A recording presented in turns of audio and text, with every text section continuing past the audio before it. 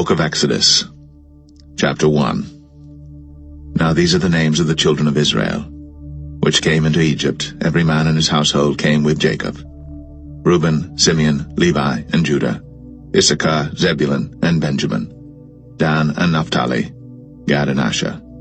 And all the souls that came out of the loins of Jacob were 70 souls, for Joseph was in Egypt already. And Joseph died, and all his brethren, and all that generation. And the children of Israel were fruitful, and increased abundantly, and multiplied, and waxed exceeding mighty, and the land was filled with them. Now there arose up a new king over Egypt, which knew not Joseph. And he said unto his people, Behold, the people of the children of Israel are more and mightier than we. Come on, let us deal wisely with them, lest they multiply. And it come to pass, that when there falleth out any war, they join also unto our enemies, and fight against us, and so get them up out of the land. Therefore they did set over them taskmasters, to afflict them with their burdens, and they built for Pharaoh treasure cities, Pithom and Ramses. But the more they afflicted them, the more they multiplied and grew, and they were grieved because of the children of Israel. And the Egyptians made the children of Israel to serve with rigor, and they made their lives bitter with hard bondage in mortar and in brick and in all manner of service in the field. All their service wherein they made them serve was with rigor. And the king of Egypt spake to the Hebrew midwives, of which the name of the one was Shiphrah, and the name of the other Puah. And he said, When ye do the office of a midwife to the Hebrew women, and see them upon the stools, if it be a son, then ye shall kill him, but if it be a daughter, then she shall live. But the midwives feared God, and did not as the king of Egypt commanded them, but saved the men children alive. And the king of Egypt called for the midwives, and said unto them, Why have ye done this thing, and have saved the men children alive? And the midwives said unto Pharaoh, Because the Hebrew women are not as the Egyptian women, for they are lively, and are delivered ere the midwives come in unto them. Therefore God dealt well with the midwives, and the people multiplied, and waxed very mighty. And it came to pass, because the midwives feared God, that he made them houses. And Pharaoh charged all his people, saying, Every son that is born ye shall cast into the river, and every daughter ye shall save alive.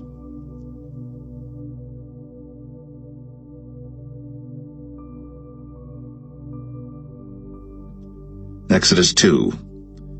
And there went a man of the house of Levi, and took to wife a daughter of Levi.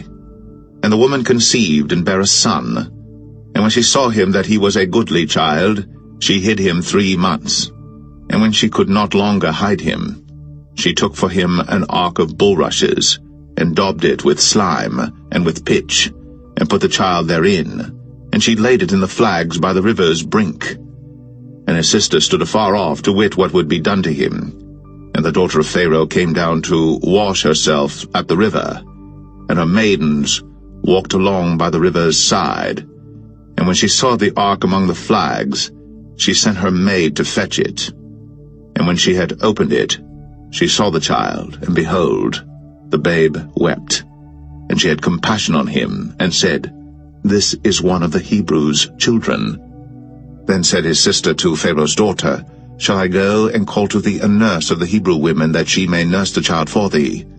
And Pharaoh's daughter said to her, Go. And the maid went, and called the child's mother. And Pharaoh's daughter said unto her, Take this child away, and nurse it for me, and I will give thee thy wages. And the woman took the child, and nursed it. And the child grew, and she brought him unto Pharaoh's daughter, and he became her son. And she called his name Moses. And she said, Because I drew him out of the water.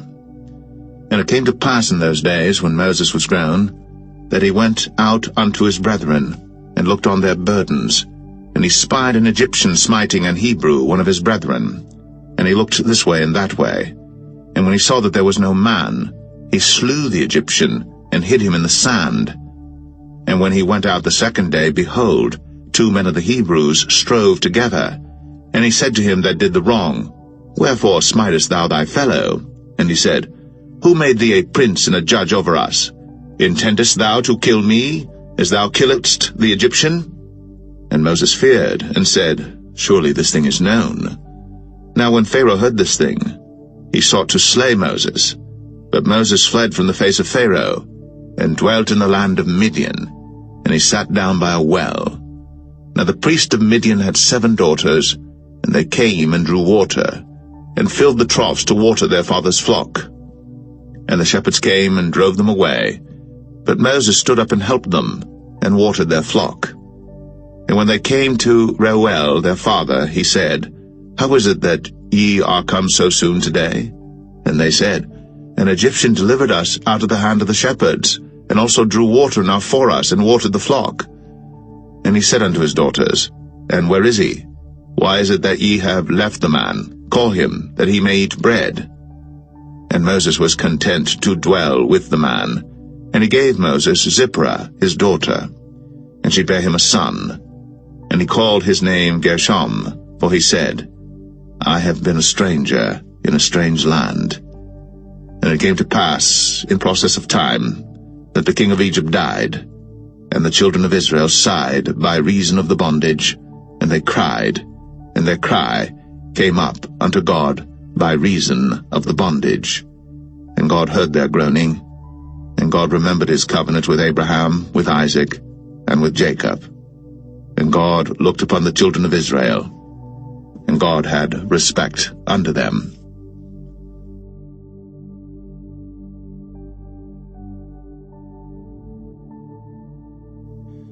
Exodus 3. Now Moses kept the flock of Jethro, his father-in-law, the priest of Midian. And he led the flock to the backside of the desert, and came to the mountain of God, even to Horeb. And the angel of the Lord appeared unto him in a flame of fire out of the midst of a bush. And he looked, and behold, the bush burned with fire, and the bush was not consumed. And Moses said, I will now turn aside and see this great sight, why the bush is not burnt. And when the Lord saw that he turned aside to see, God called unto him out of the midst of the bush, and said, Moses, Moses. And he said, Here am I. And he said, Draw not nigh hither. Put off thy shoes from off thy feet, for the place whereon thou standest is holy ground. Moreover, he said, I am the God of thy father, the God of Abraham, the God of Isaac, and the God of Jacob. And Moses hid his face, for he was afraid to look upon God. And the Lord said, I have surely seen the affliction of my people which are in Egypt, and have heard their cry by reason of their taskmasters. For I know their sorrows, and I am come down to deliver them out of the hand of the Egyptians, and to bring them up out of that land unto a good land, and a large, unto a land flowing with milk and honey, unto the place of the Canaanites, and the Hittites, and the Amorites, and the Perizzites, and the Hivites, and the Jebusites. Now therefore, behold, the cry of the children of Israel is come unto me, and I have also seen the oppression wherewith the Egyptians oppress them. Come now therefore, and I will send thee unto Pharaoh, that thou mayest bring forth my people, the children of Israel, out of Egypt. And Moses said unto God, Who am I that I should go unto Pharaoh, and that I should bring forth the children of Israel out of Egypt? And he said, Certainly I will be with thee, and this shall be a token unto thee, that I have sent thee. When thou hast brought forth the people out of Egypt, ye shall serve God upon this mountain. And Moses said unto God, Behold, when I come unto the children of Israel, and shall say unto them, The God of your fathers has sent me unto you, and they shall say to me, What is his name? What shall I say unto them? And God said unto Moses, I am that I am. And he said, Thus shalt thou say unto the children of Israel, I am hath sent me unto you. And God said moreover unto Moses, Thus shalt thou say unto the children of Israel, The Lord God of your fathers, the God of Abraham, the God of Isaac, and the God of Jacob, hath sent me unto you. This is my name forever, and this is my memorial unto all generations. Go and gather the elders of Israel together, and say unto them, The Lord God of your fathers, the God of Abraham, of Isaac, and of Jacob, appeared unto me, saying, I have surely visited you, and seen that which is done to you in Egypt. And I have said, I will bring you up out of the affliction of Egypt, unto the land of the Canaanites, and the Hittites, and the Amorites, and the Perizzites, and the Hivites, and the Jebusites, unto a land flowing with milk and honey. And they shall hearken to thy voice, and thou shalt come, thou and the elders of Israel, unto the king of Egypt, and ye shall say unto him, The Lord God of the Hebrews hath met with us. And now let us go, we beseech thee, 3 days' journey into the wilderness, that we may sacrifice to the Lord our God. And I am sure that the king of Egypt will not let you go, no, not by a mighty hand. And I will stretch out my hand, and smite Egypt with all my wonders which I will do in the midst thereof. And after that, he will let you go. And I will give this people favor in the sight of the Egyptians. And it shall come to pass that, when ye go, ye shall not go empty. But every woman shall borrow of her neighbor, and of her that sojourneth in her house, jewels of silver, and jewels of gold, and raiment. And ye shall put them upon your sons, and upon your daughters, and ye shall spoil the Egyptians.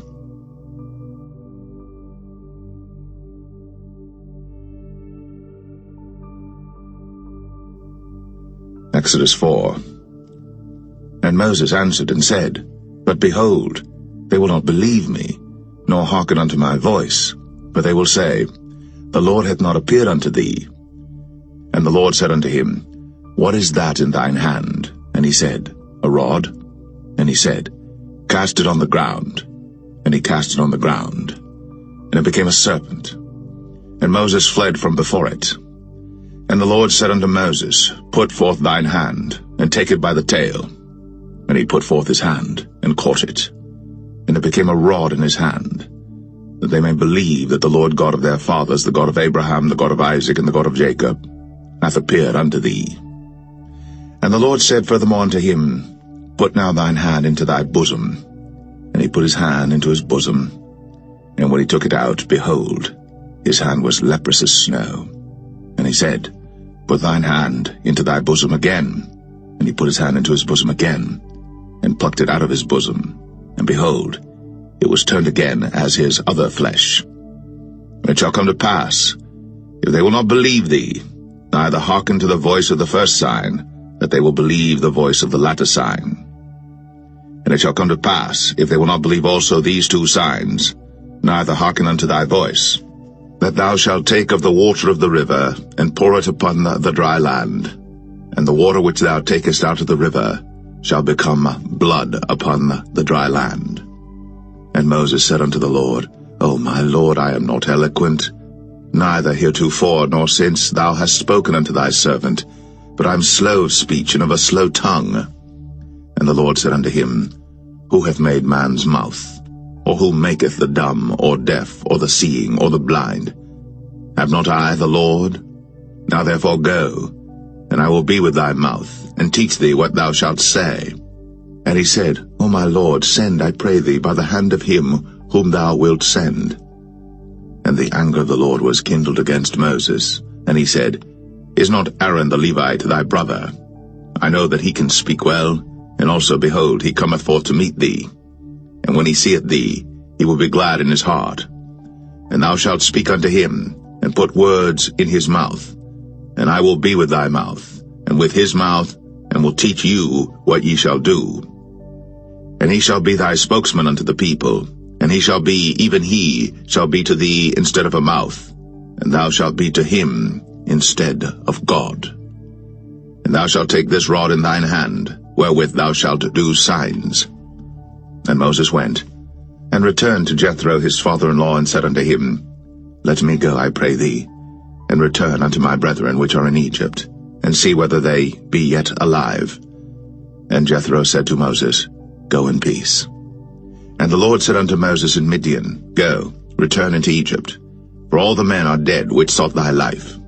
And Moses took his wife and his sons, and set them upon an ass, And he returned to the land of Egypt, and Moses took the rod of God in his hand. And the Lord said unto Moses, When thou goest to return into Egypt, see that thou do all those wonders before Pharaoh, which I have put in thine hand. But I will harden his heart, that he shall not let the people go. And thou shalt say unto Pharaoh, Thus saith the Lord, Israel is my son, even my firstborn. And I say unto thee, Let my son go, that he may serve me. And if thou refuse to let him go, behold, I will slay thy son, even thy firstborn. And it came to pass by the way in the inn, that the Lord met him, and sought to kill him. Then Zipporah took a sharp stone, and cut off the foreskin of her son, and cast it at his feet, and said, Surely a bloody husband art thou to me. So he let him go. Then she said, A bloody husband thou art, because of the circumcision. And the Lord said to Aaron, Go into the wilderness to meet Moses. And he went and met him in the mount of God, and kissed him. And Moses told Aaron all the words of the Lord who had sent him, and all the signs which he had commanded him. And Moses and Aaron went and gathered together all the elders of the children of Israel. And Aaron spake all the words which the Lord had spoken unto Moses, and did the signs in the sight of the people. And the people believed. And when they heard that the Lord had visited the children of Israel, and that he had looked upon their affliction, then they bowed their heads and worshipped.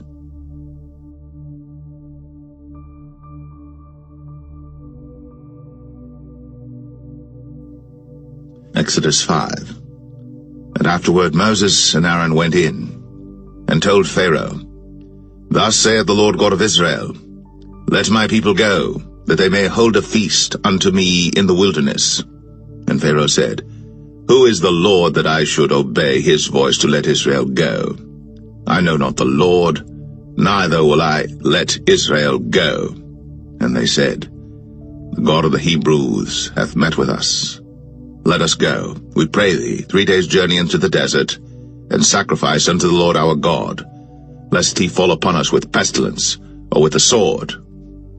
And the king of Egypt said unto them, Wherefore do ye, Moses and Aaron? Let the people from their works get you unto your burdens.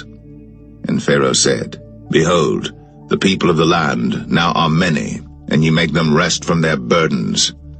And Pharaoh commanded the same day the taskmasters of the people and their officers, saying, Ye shall no more give the people straw to make brick, as heretofore. Let them go and gather straw for themselves. And the tale of the bricks which they did make heretofore, ye shall lay upon them. Ye shall not diminish aught thereof. For they be idle. Therefore they cry, saying, Let us go and sacrifice to our God. Let their more work be laid upon the men, that they may labor therein, and let them not regard vain words. And the taskmasters of the people went out, and their officers, and they spake to the people, saying, Thus saith Pharaoh, I will not give you straw. Go ye, get you straw where you can find it, yet not aught of your work shall be diminished. So the people were scattered abroad throughout all the land of Egypt to gather stubble instead of straw. And the taskmasters hasted them, saying, Fulfill your works, your daily tasks, as when there was straw. And the officers of the children of Israel, which Pharaoh's taskmasters had set over them, were beaten and demanded, Wherefore have ye not fulfilled your task in making brick both yesterday and today as heretofore? Then the officers of the children of Israel came and cried unto Pharaoh, saying, Wherefore dealest thou thus with thy servants? There is no straw given unto thy servants. And they say to us, Make brick. And behold, thy servants are beaten, but the fault is in thine own people. But he said, Ye are idle, ye are idle. Therefore ye say, Let us go and do sacrifice to the Lord. Go therefore now and work, for there shall no straw be given you, yet shall ye deliver the tale of bricks. And the officers of the children of Israel did see that they were in evil case, after it was said, Ye shall not minish aught from your bricks of your daily task. And they met Moses and Aaron, who stood in the way, as they came forth from Pharaoh. And they said unto them, The Lord look upon you and judge, because ye have made our savour to be abhorred in the eyes of Pharaoh, and in the eyes of his servants, to put a sword in their hand to slay us. And Moses returned unto the Lord, and said, Lord, wherefore hast thou so evil entreated this people? Why is it that thou hast sent me? For since I came to Pharaoh to speak in thy name, he hath done evil to this people, neither hast thou delivered thy people at all.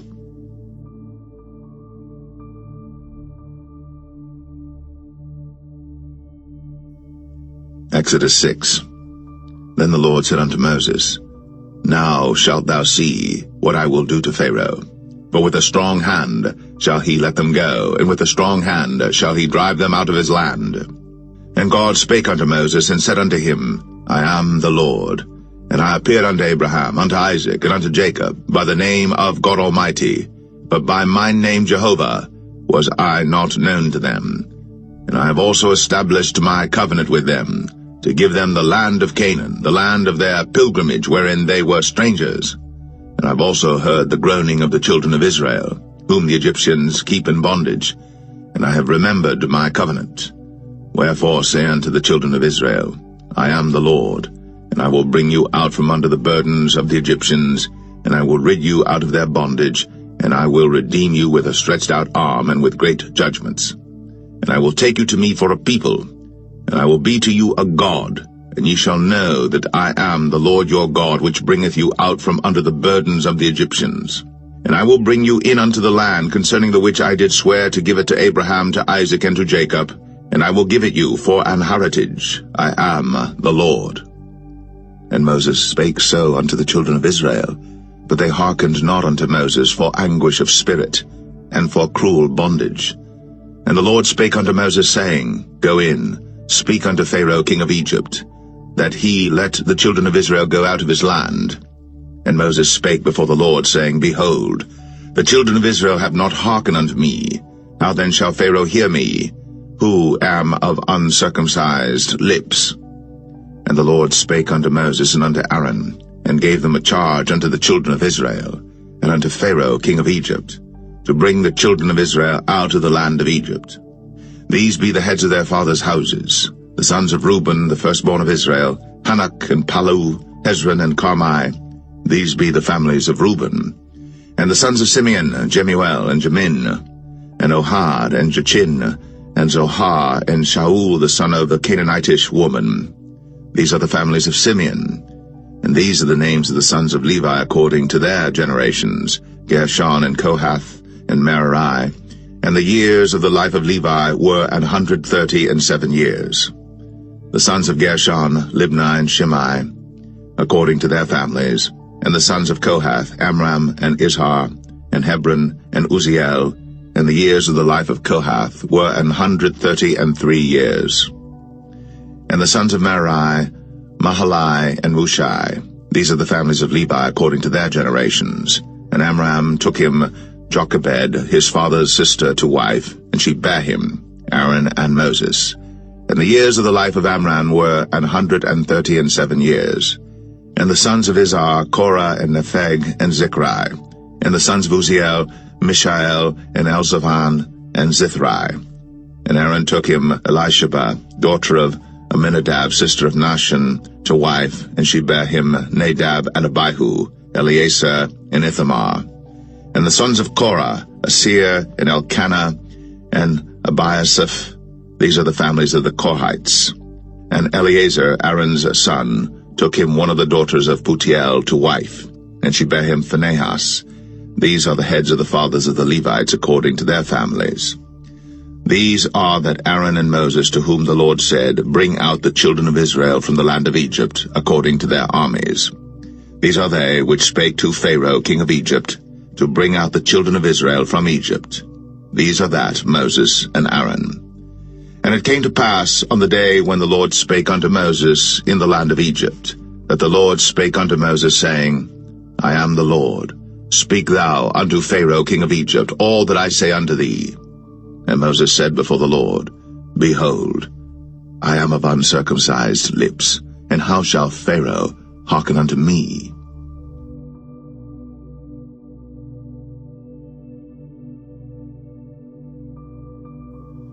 Exodus 7. And the Lord said unto Moses, See, I have made thee a god to Pharaoh, and Aaron thy brother shall be thy prophet. Thou shalt speak all that I command thee, and Aaron thy brother shall speak unto Pharaoh, that he send the children of Israel out of his land. And I will harden Pharaoh's heart, and multiply my signs and my wonders in the land of Egypt.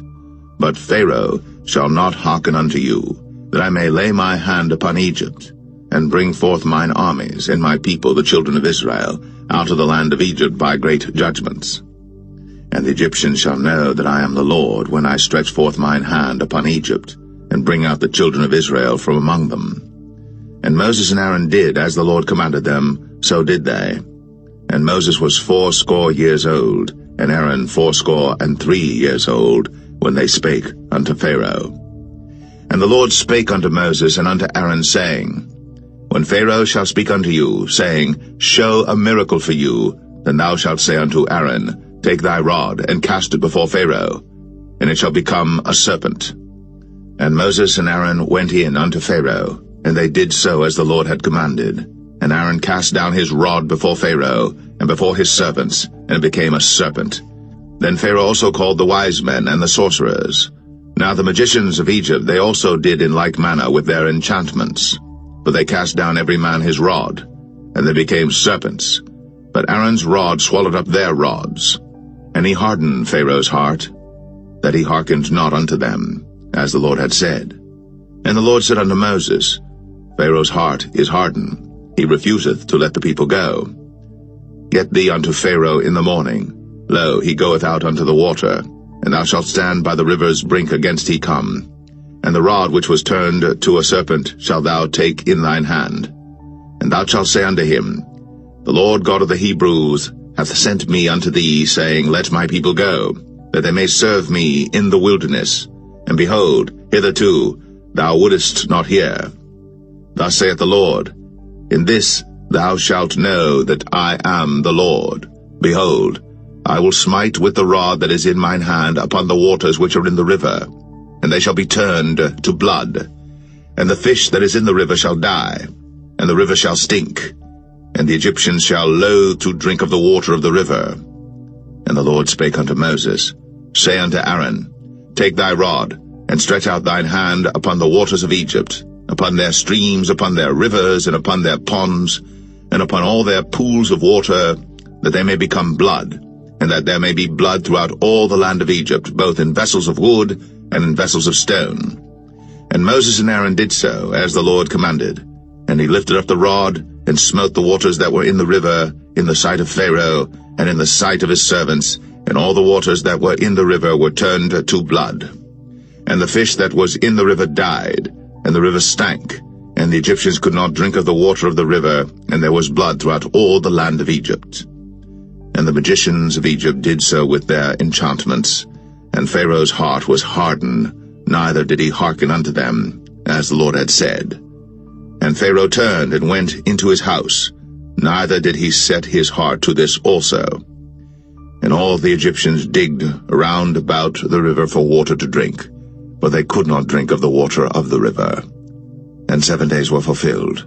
After that the Lord had smitten the river.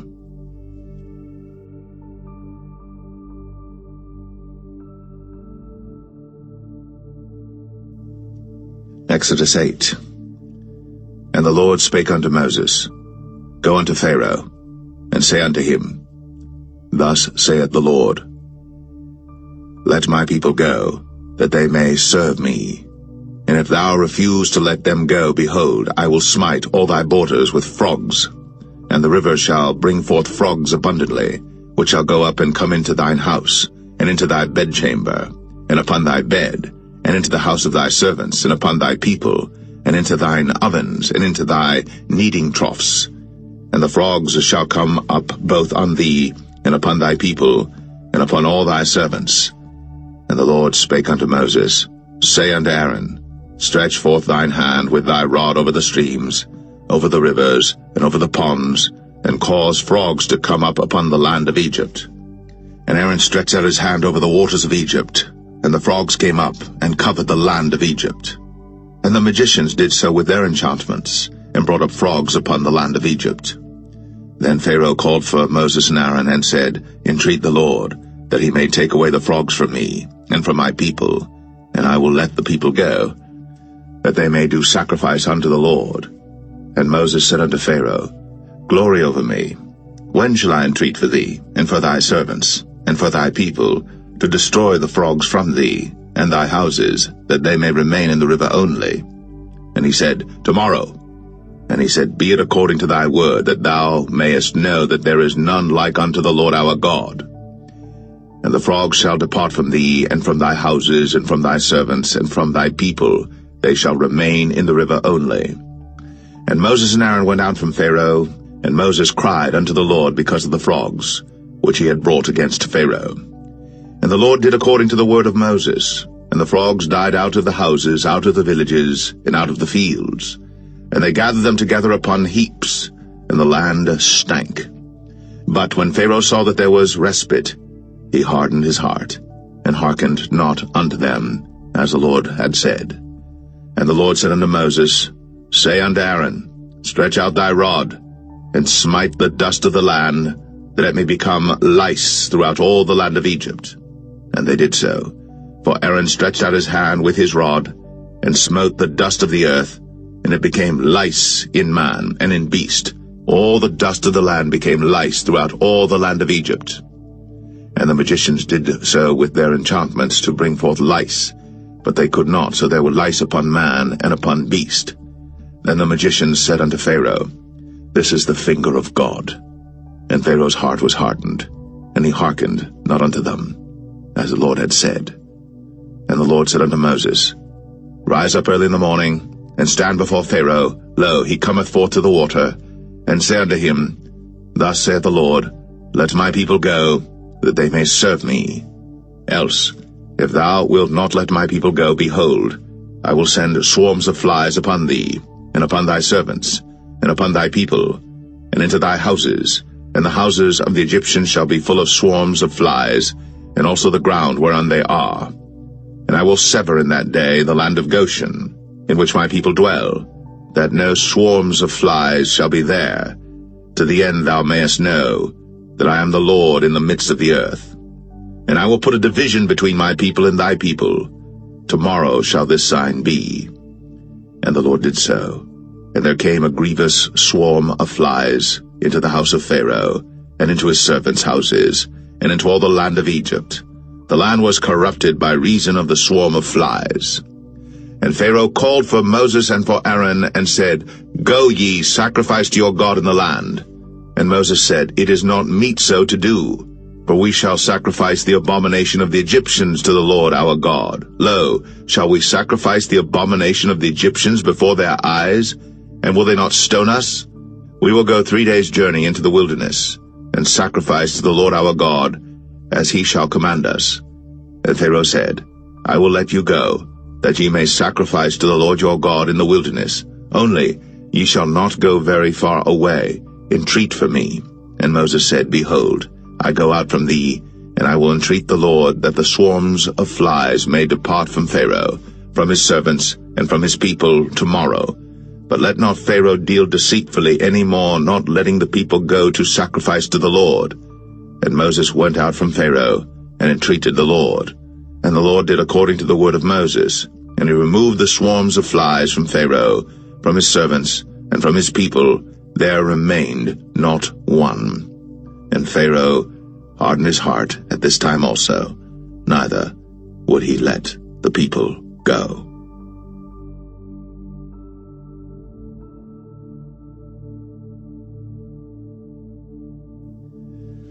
Exodus 9.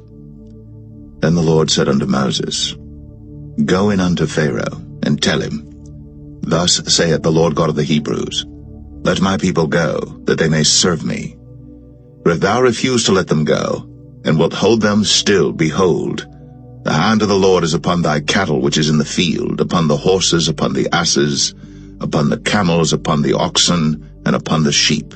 There shall be a very grievous murrain. And the Lord shall sever between the cattle of Israel and the cattle of Egypt, and there shall nothing die of all that is the children's of Israel. And the Lord appointed a set time, saying, Tomorrow the Lord shall do this thing in the land. And the Lord did that thing on the morrow, and all the cattle of Egypt died. But of the cattle of the children of Israel died not one. And Pharaoh sent, and behold, there was not one of the cattle of the Israelites dead. And the heart of Pharaoh was hardened, and he did not let the people go. And the Lord said unto Moses and unto Aaron, Take to you handfuls of ashes of the furnace, and let Moses sprinkle it toward the heaven in the sight of Pharaoh. And it shall become small dust in all the land of Egypt, and shall be a boil breaking forth with blains upon man and upon beast throughout all the land of Egypt. Then they took ashes of the furnace, and stood before Pharaoh. And Moses sprinkled it up toward heaven, and it became a boil, breaking forth with blains upon man and upon beast. And the magicians could not stand before Moses because of the boils, for the boil was upon the magicians and upon all the Egyptians. And the Lord hardened the heart of Pharaoh, and he hearkened not unto them, as the Lord had spoken unto Moses. And the Lord said unto Moses, Rise up early in the morning, and stand before Pharaoh, and say unto him, Thus saith the Lord God of the Hebrews, Let my people go, that they may serve me. For I will at this time send all my plagues upon thine heart, and upon thy servants, and upon thy people, that thou mayest know that there is none like me in all the earth. For now I will stretch out my hand, that I may smite thee and thy people with pestilence, and thou shalt be cut off from the earth. And in very deed for this cause have I raised thee up, for to show in thee my power, and that my name may be declared throughout all the earth. As yet exaltest thou thyself against my people, that thou wilt not let them go. Behold, tomorrow about this time I will cause it to rain a very grievous hail, such as hath not been in Egypt since the foundation thereof even until now. Send therefore now, and gather thy cattle, and all that thou hast in the field. For upon every man and beast which shall be found in the field, and shall not be brought home, the hail shall come down upon them, and they shall die. He that feared the word of the Lord among the servants of Pharaoh made his servants and his cattle flee into the houses. And he that regarded not the word of the Lord left his servants and his cattle in the field. And the Lord said unto Moses, Stretch forth thine hand toward heaven, that there may be hail in all the land of Egypt, upon man, and upon beast, and upon every herb of the field, throughout the land of Egypt. And Moses stretched forth his rod toward heaven, and the Lord sent thunder and hail, and the fire ran along upon the ground, and the Lord rained hail upon the land of Egypt. So there was hail, and fire mingled with the hail, very grievous, such as there was none like it in all the land of Egypt since it became a nation. And the hail smote throughout all the land of Egypt all that was in the field, both man and beast. And the hail smote every herb of the field, and brake every tree of the field. Only in the land of Goshen, where the children of Israel were, was there no hail. And Pharaoh sent and called for Moses and Aaron, and said unto them, I have sinned at this time. The Lord is righteous, and I and my people are wicked. Entreat the Lord, for it is enough that there be no more mighty thunderings and hail, and I will let you go, and ye shall stay no longer. And Moses said unto him, As soon as I am gone out of the city, I will spread abroad my hands unto the Lord, and the thunder shall cease, neither shall there be any more hail, that thou mayest know how that the earth is the Lord's. But as for thee and thy servants, I know that ye will not yet fear the Lord God. And the flax and the barley were smitten, for the barley was in the ear, and the flax was bold. But the wheat and the rye were not smitten, for they were not grown up. And Moses went out of the city from Pharaoh, and spread abroad his hands unto the Lord, and the thunders and hail ceased, and the rain was not poured upon the earth. And when Pharaoh saw that the rain and the hail and the thunders were ceased, he sinned yet more, and hardened his heart, he and his servants. And the heart of Pharaoh was hardened, neither would he let the children of Israel go, as the Lord had spoken by Moses.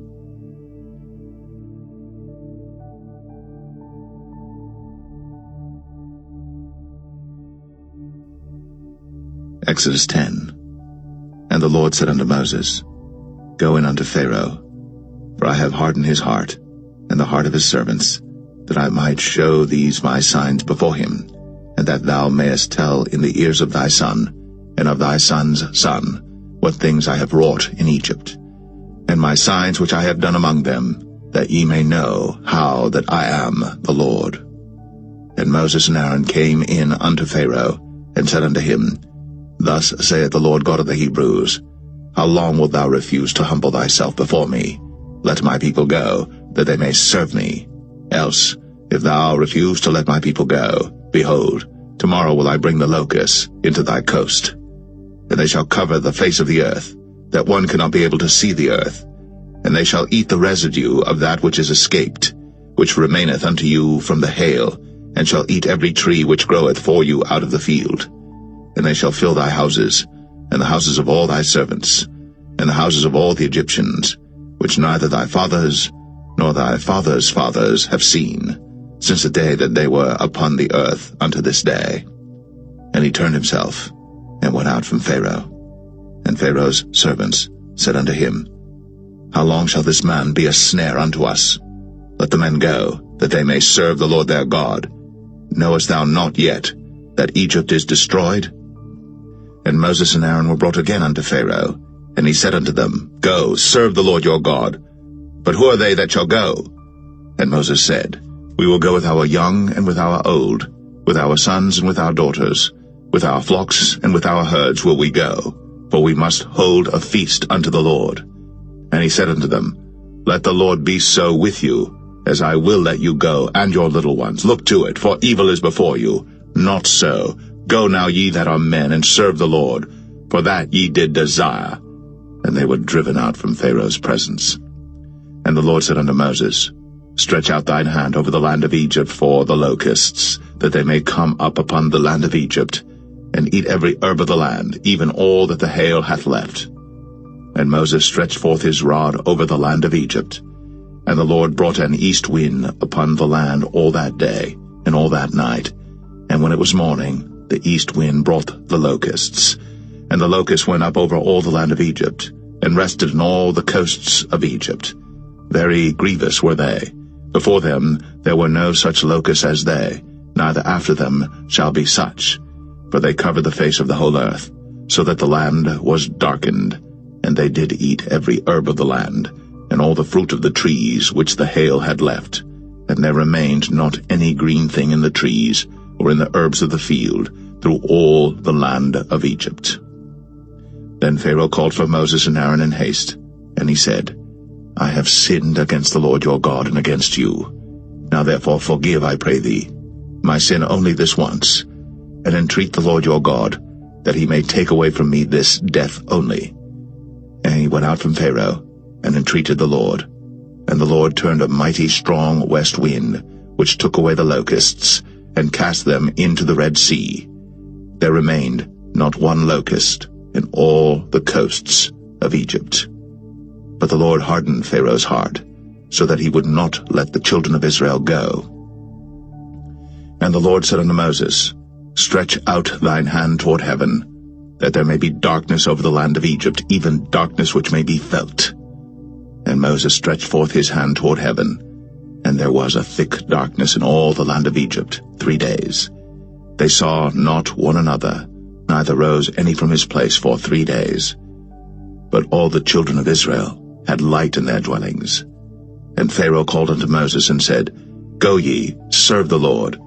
Only let your flocks and your herds be stayed. Let your little ones also go with you.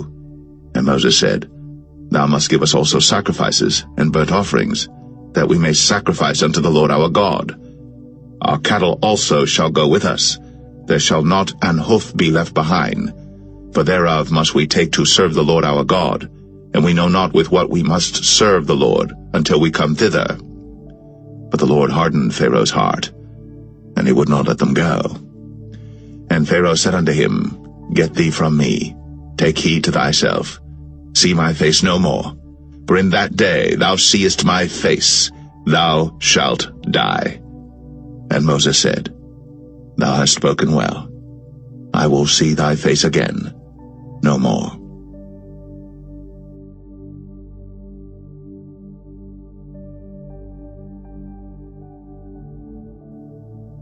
Exodus 11. the Lord said unto Moses, Yet will I bring one plague more upon Pharaoh and upon Egypt. Afterwards he will let you go hence. When he shall let you go, he shall surely thrust you out hence altogether. Speak now in the ears of the people, and let every man borrow of his neighbor, and every woman of her neighbor, jewels of silver and jewels of gold. And the Lord gave the people favor in the sight of the Egyptians. Moreover, the man Moses was very great in the land of Egypt, in the sight of Pharaoh's servants, and in the sight of the people. And Moses said, Thus saith the Lord, About midnight will I go out into the midst of Egypt, and all the firstborn in the land of Egypt shall die, from the firstborn of Pharaoh that sitteth upon his throne, even unto the firstborn of the maidservant that is behind the mill, and all the firstborn of beasts. And there shall be a great cry throughout all the land of Egypt, such as there was none like it, nor shall be like it any more.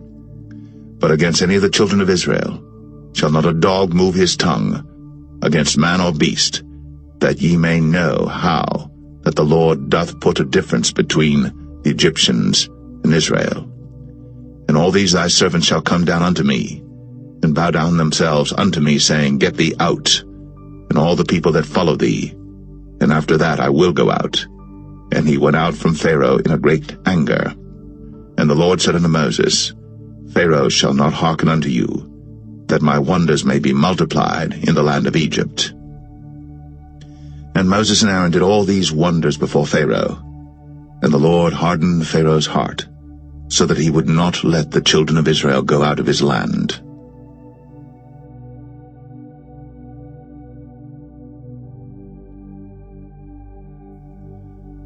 Exodus 12. And the Lord spake unto Moses and Aaron in the land of Egypt, saying, This month shall be unto you the beginning of months. It shall be the first month of the year to you. Speak ye unto all the congregation of Israel, saying, In the 10th day of this month they shall take to them every man a lamb, according to the house of their fathers, a lamb for an house. And if the household be too little for the lamb, let him and his neighbor next unto his house take it according to the number of the souls. Every man according to his eating shall make your count for the lamb. Your lamb shall be without blemish, a male of the first year. Ye shall take it out from the sheep or from the goats. And ye shall keep it up until the 14th day of the same month. And the whole assembly of the congregation of Israel shall kill it in the evening. And they shall take of the blood, and strike it on the 2 side posts, and on the upper door post of the houses wherein they shall eat it. And they shall eat the flesh in that night, roast with fire, and unleavened bread, and with bitter herbs they shall eat it. Eat not of it raw, nor sodden it all with water, but roast with fire, his head with his legs, and with the purtenance thereof. And ye shall let nothing of it remain until the morning.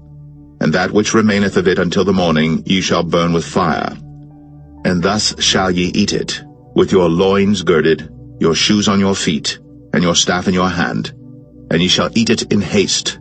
It is the Lord's Passover. For I will pass through the land of Egypt this night, and will smite all the firstborn in the land of Egypt, both man and beast.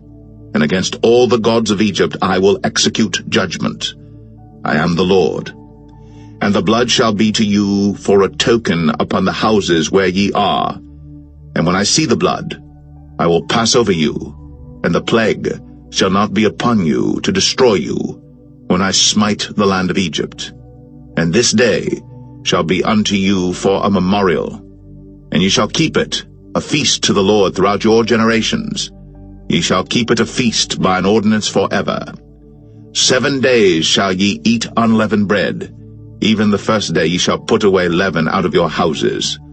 For whosoever eateth leavened bread from the first day until the 7th day, that soul shall be cut off from Israel.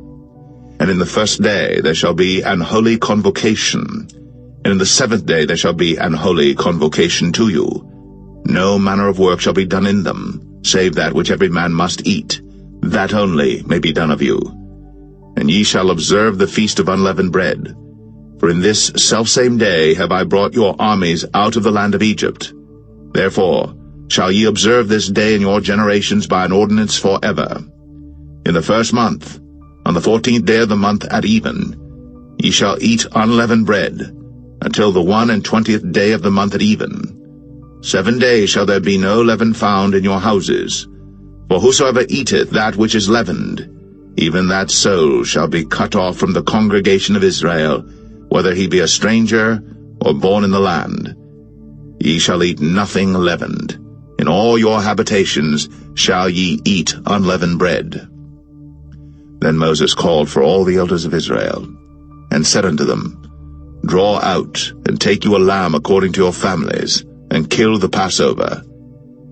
And ye shall take a bunch of hyssop, and dip it in the blood that is in the basin, and strike the lintel and the 2 side posts with the blood that is in the basin, and none of you shall go out at the door of his house until the morning. For the Lord will pass through to smite the Egyptians, and when he seeth the blood upon the lintel, and on the 2 side posts, the Lord will pass over the door, and will not suffer the destroyer to come in unto your houses to smite you. And ye shall observe this thing for an ordinance to thee, and to thy sons, forever. And it shall come to pass, when ye be come to the land which the Lord will give you, according as he hath promised, that ye shall keep this service. And it shall come to pass, when your children shall say unto you, What mean ye by this service? That ye shall say, It is the sacrifice of the Lord's Passover, who passed over the houses of the children of Israel in Egypt, when he smote the Egyptians, and delivered our houses. And the people bowed the head, and worshipped. And the children of Israel went away, and did, as the Lord had commanded Moses and Aaron, so did they. And it came to pass that at midnight the Lord smote all the firstborn in the land of Egypt, from the firstborn of Pharaoh that sat on his throne unto the firstborn of the captive that was in the dungeon, and all the firstborn of cattle. And Pharaoh rose up in the night, he and all his servants and all the Egyptians, and there was a great cry in Egypt, but there was not a house where there was not one dead. And he called for Moses and Aaron by night, and said, Rise up, and get you forth from among my people, both ye and the children of Israel, and go, serve the Lord, as ye have said. Also take your flocks and your herds, as ye have said, and be gone, and bless me also. And the Egyptians were urgent upon the people, that they might send them out of the land in haste. For they said, We be all dead men. And the people took their dough before it was leavened, their kneading troughs being bound up in their clothes upon their shoulders. And the children of Israel did according to the word of Moses. And they borrowed of the Egyptians jewels of silver, and jewels of gold and raiment. And the Lord gave the people favor in the sight of the Egyptians, so that they lent unto them such things as they required, and they spoiled the Egyptians. And the children of Israel journeyed from Ramses to Succoth, about 600,000 on foot, that were men, beside children. And a mixed multitude went up also with them, and flocks and herds, even very much cattle. And they baked unleavened cakes of the dough which they brought forth out of Egypt, for it was not leavened, because they were thrust out of Egypt, and could not tarry, neither had they prepared for themselves any victual. Now the sojourning of the children of Israel, who dwelt in Egypt, was 430 years. And it came to pass, at the end of the 430 years, even the selfsame day it came to pass, that all the hosts of the Lord went out from the land of Egypt. It is a night to be much observed unto the Lord for bringing them out from the land of Egypt. This is that night of the Lord to be observed of all the children of Israel in their generations. And the Lord said unto Moses and Aaron, This is the ordinance of the Passover. There shall no stranger eat thereof. But every man's servant that is bought for money, when thou hast circumcised him, then shall he eat thereof. A foreigner and an hired servant shall not eat thereof. In one house shall it be eaten. Thou shalt not carry forth aught of the flesh abroad out of the house, neither shall ye break a bone thereof.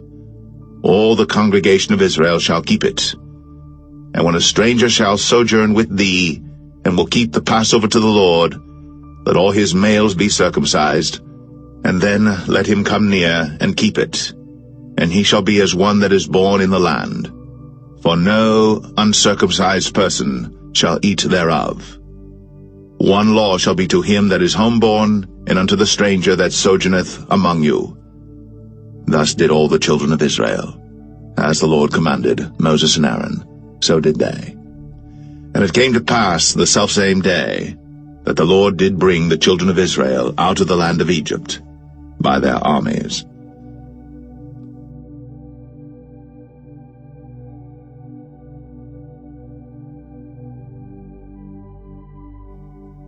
Exodus 13. And the Lord spake unto Moses, saying, Sanctify unto me all the firstborn, whatsoever openeth the womb among the children of Israel, both of man and of beast, it is mine. And Moses said unto the people, Remember this day in which ye came out from Egypt, out of the house of bondage, for by strength of hand the Lord brought you out from this place. There shall no leavened bread be eaten. This day came ye out in the month Abib.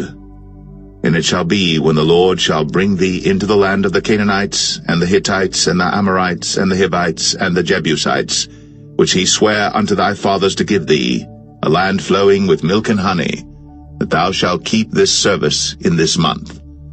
7 days thou shalt eat unleavened bread, and in the 7th day shall be a feast to the Lord. Unleavened bread shall be eaten 7 days, and there shall no leavened bread be seen with thee, neither shall there be leaven seen with thee in all thy quarters. And thou shalt show thy son in that day, saying, This is done, because of that which the Lord did unto me, when I came forth out of Egypt. And it shall be for a sign unto thee upon thine hand, and for a memorial between thine eyes, that the Lord's law may be in thy mouth. For with a strong hand hath the Lord brought thee out of Egypt. Thou shalt therefore keep this ordinance in his season from year to year. And it shall be, when the Lord shall bring thee into the land of the Canaanites, as he sware unto thee, and to thy fathers, and shall give it thee, that thou shalt set apart unto the Lord all that openeth the matrix, and every firstling that cometh of a beast which thou hast, the males shall be the Lord's. And every firstling of an ass thou shalt redeem with a lamb, and if thou wilt not redeem it, then thou shalt break his neck. And all the firstborn of man among thy children shalt thou redeem. And it shall be, when thy son asketh thee in time to come, saying, What is this? That thou shalt say unto him, By strength of hand the Lord brought us out from Egypt, from the house of bondage. And it came to pass, when Pharaoh would hardly let us go, that the Lord slew all the firstborn in the land of Egypt, both the firstborn of man and the firstborn of beast. Therefore I sacrifice to the Lord all that openeth the matrix, being males, but all the firstborn of my children I redeem. And it shall be for a token upon thine hand, and for frontlets between thine eyes, for by strength of hand the Lord brought us forth out of Egypt. And it came to pass, when Pharaoh had let the people go, that God led them not through the way of the land of the Philistines, although that was near, for God said, Lest peradventure the people repent when they see war, and they return to Egypt. But God led the people about through the way of the wilderness of the Red Sea, and the children of Israel went up harnessed out of the land of Egypt. And Moses took the bones of Joseph with him, for he had straitly sworn the children of Israel, saying, God will surely visit you, and ye shall carry up my bones away hence with you. And they took their journey from Succoth, and encamped in Etham, in the edge of the wilderness. And the Lord went before them by day in a pillar of a cloud, to lead them the way, and by night in a pillar of fire, to give them light, to go by day and night. He took not away the pillar of the cloud by day, nor the pillar of fire by night, from before the people.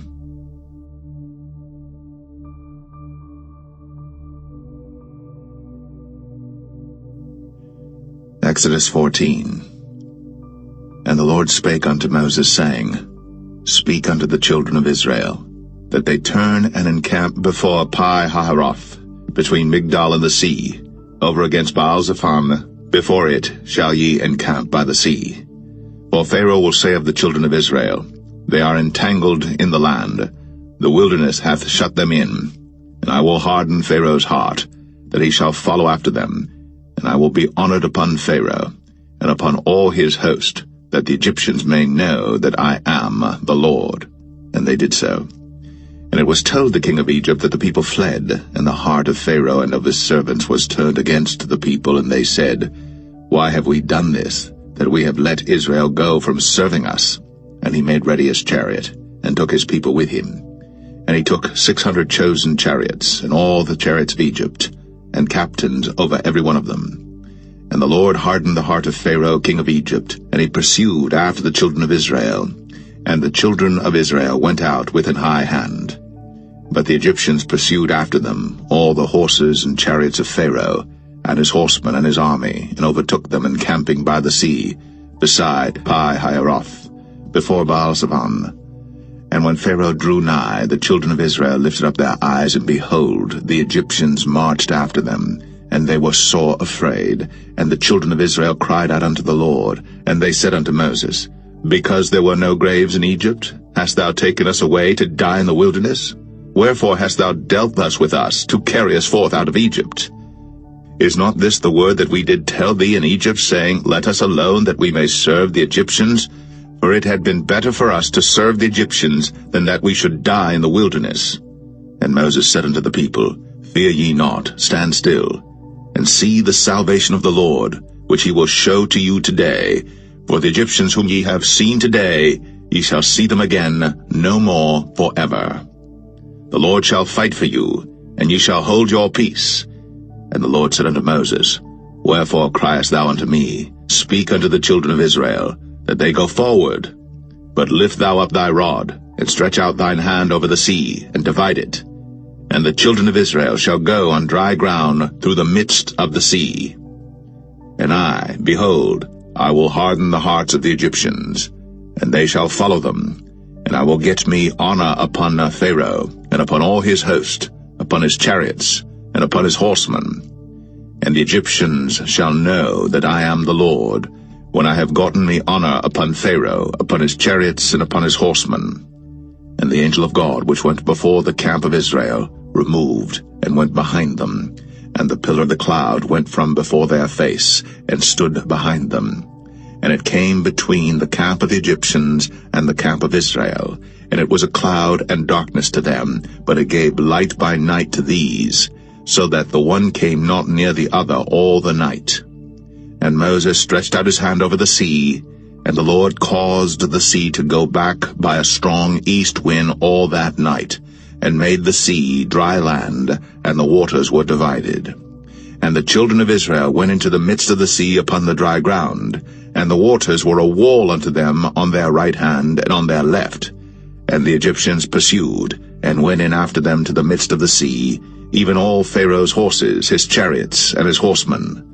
And it came to pass that in the morning watch the Lord looked unto the host of the Egyptians through the pillar of fire and of the cloud, and troubled the host of the Egyptians, and took off their chariot wheels, that they drave them heavily, so that the Egyptians said, Let us flee from the face of Israel, for the Lord fighteth for them against the Egyptians. And the Lord said unto Moses, Stretch out thine hand over the sea, that the waters may come again upon the Egyptians, upon their chariots, and upon their horsemen. And Moses stretched forth his hand over the sea, and the sea returned to his strength when the morning appeared, and the Egyptians fled against it. And the Lord overthrew the Egyptians in the midst of the sea. And the waters returned and covered the chariots, and the horsemen, and all the host of Pharaoh that came into the sea after them. There remained not so much as one of them. But the children of Israel walked upon dry land in the midst of the sea, and the waters were a wall unto them on their right hand and on their left. Thus the Lord saved Israel that day out of the hand of the Egyptians, and Israel saw the Egyptians dead upon the seashore. And Israel saw that great work which the Lord did upon the Egyptians, and the people feared the Lord, and believed the Lord and his servant Moses.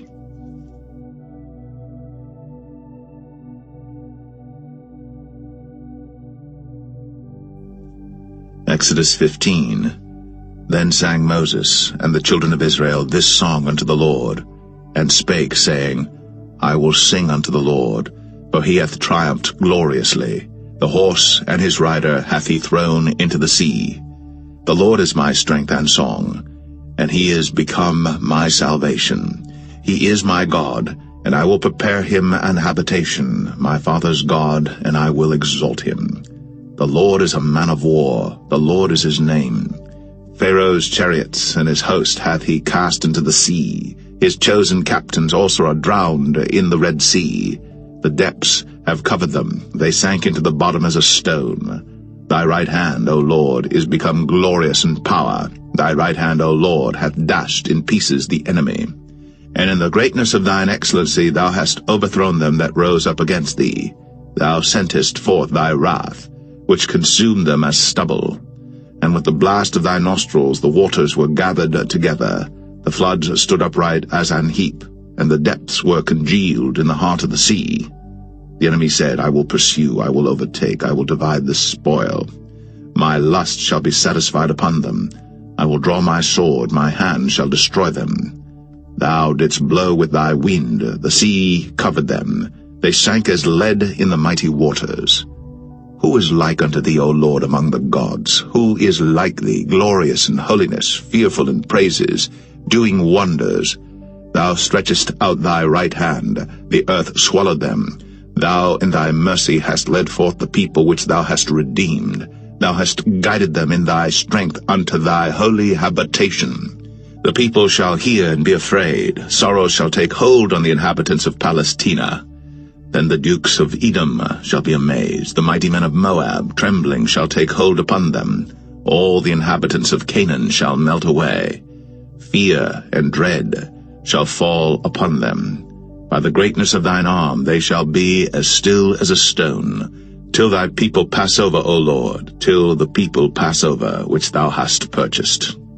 Thou shalt bring them in, and plant them in the mountain of thine inheritance, in the place, O Lord, which thou hast made for thee to dwell in the sanctuary, O Lord, which thy hands have established. The Lord shall reign for ever and ever. For the horse of Pharaoh went in with his chariots and with his horsemen into the sea, and the Lord brought again the waters of the sea upon them. But the children of Israel went on dry land in the midst of the sea. And Miriam the prophetess, the sister of Aaron, took a timbrel in her hand, and all the women went out after her with timbrels and with dances. And Miriam answered them, Sing ye to the Lord, for he hath triumphed gloriously. The horse and his rider hath he thrown into the sea. So Moses brought Israel from the Red Sea, and they went out into the wilderness of Shur. And they went 3 days in the wilderness and found no water. And when they came to Marah, they could not drink of the waters of Marah, for they were bitter. Therefore the name of it was called Marah. And the people murmured against Moses, saying, What shall we drink? And he cried unto the Lord, and the Lord showed him a tree, which when he had cast into the waters were made sweet. There he made for them a statute and an ordinance, and there he proved them, and said, If thou wilt diligently hearken to the voice of the Lord thy God, and wilt do that which is right in his sight, and wilt give ear to his commandments, and keep all his statutes, I will put none of these diseases upon thee, which I have brought upon the Egyptians, for I am the Lord that healeth thee. And they came to Elim, where were 12 wells of water, and 70 palm trees, and they encamped there by the waters.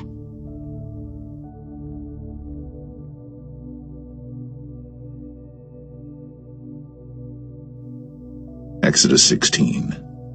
And they took their journey from Elim, and all the congregation of the children of Israel came unto the wilderness of Sin, which is between Elim and Sinai, on the 15th day of the 2nd month, after their departing out of the land of Egypt. And the whole congregation of the children of Israel murmured against Moses and Aaron in the wilderness. And the children of Israel said unto them, Would to God we had died by the hand of the Lord in the land of Egypt, when we sat by the flesh pots, and when we did eat bread to the full. For ye have brought us forth into this wilderness to kill this whole assembly with hunger. Then said the Lord unto Moses, Behold, I will rain bread from heaven for you, and the people shall go out and gather a certain rate every day, that I may prove them, whether they will walk in my law or no. And it shall come to pass that on the 6th day they shall prepare that which they bring in, and it shall be twice as much as they gather daily. And Moses and Aaron said unto all the children of Israel, At even, then ye shall know that the Lord hath brought you out from the land of Egypt. And in the morning, then ye shall see the glory of the Lord, for that he heareth your murmurings against the Lord. And what are we, that ye murmur against us?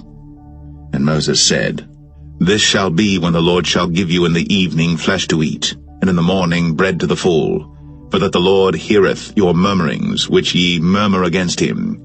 And what are we? Your murmurings are not against us, but against the Lord.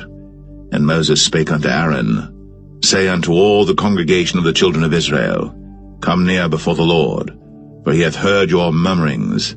And it came to pass, as Aaron spake unto the whole congregation of the children of Israel, that they looked toward the wilderness, and behold, the glory of the Lord appeared in the cloud. And the Lord spake unto Moses, saying, I have heard the murmurings of the children of Israel.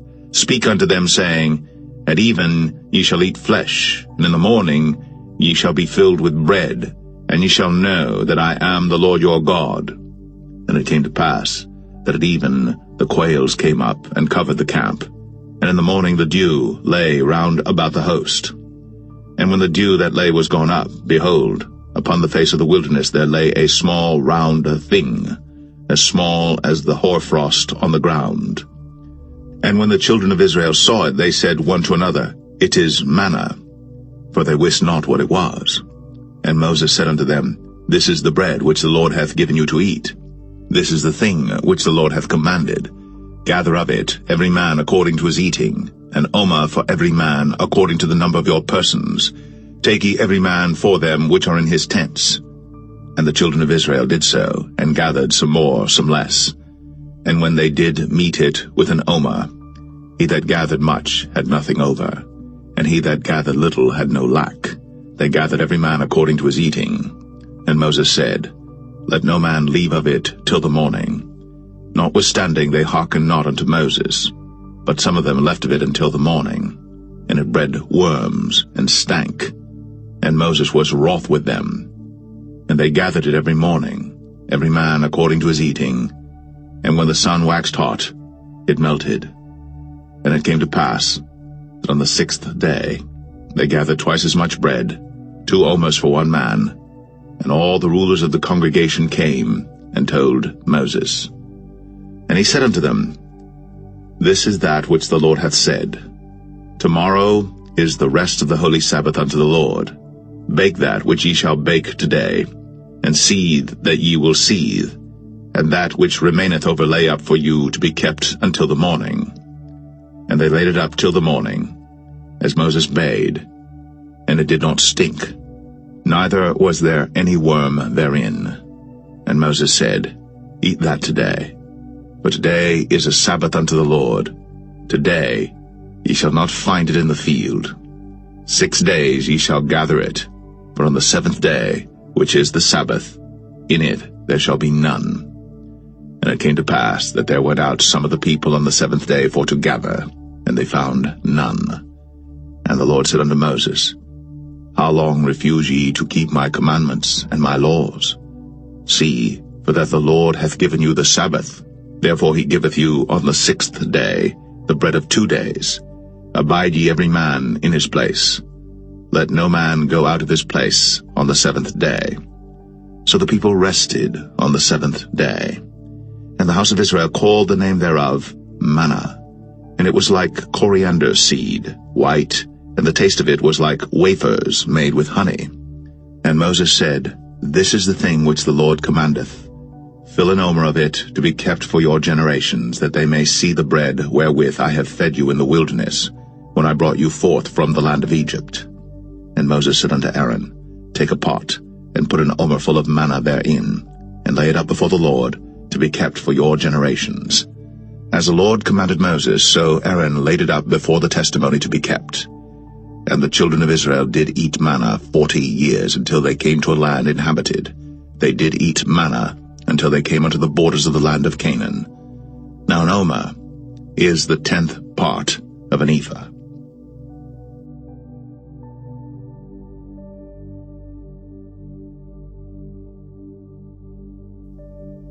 Exodus 17. And all the congregation of the children of Israel journeyed from the wilderness of Sin after their journeys, according to the commandment of the Lord, and pitched in Rephidim. And there was no water for the people to drink. Wherefore the people did chide with Moses, and said, Give us water that we may drink. And Moses said unto them, Why chide ye with me? Wherefore do ye tempt the Lord? And the people thirsted there for water. And the people murmured against Moses, and said, Wherefore is this that thou hast brought us up out of Egypt, to kill us, and our children, and our cattle with thirst? And Moses cried unto the Lord, saying, What shall I do unto this people? They be almost ready to stone me. And the Lord said unto Moses, Go on before the people, and take with thee of the elders of Israel, and thy rod wherewith thou smotest the river, take in thine hand, and go. Behold, I will stand before thee there upon the rock in Horeb, and thou shalt smite the rock. And there shall come water out of it, that the people may drink. And Moses did so in the sight of the elders of Israel. And he called the name of the place Massah and Meribah, because of the chiding of the children of Israel, and because they tempted the Lord, saying, Is the Lord among us or not? Then came Amalek and fought with Israel in Rephidim. And Moses said unto Joshua, Choose us out men, and go out, fight with Amalek. Tomorrow I will stand on the top of the hill with the rod of God in mine hand. So Joshua did as Moses had said to him, and fought with Amalek. And Moses, Aaron, and Hur went up to the top of the hill. And it came to pass, when Moses held up his hand, that Israel prevailed. And when he let down his hand, Amalek prevailed. But Moses' hands were heavy, and they took a stone and put it under him, and he sat thereon, and Aaron and Hur stayed up his hands, the one on the one side, and the other on the other side, and his hands were steady until the going down of the sun. And Joshua discomfited Amalek and his people with the edge of the sword. And the Lord said unto Moses, Write this for a memorial in a book, and rehearse it in the ears of Joshua, for I will utterly put out the remembrance of Amalek from under heaven. And Moses built an altar, and called the name of it Jehovah Nissi. For he said, Because the Lord has sworn that the Lord will have war with Amalek from generation to generation.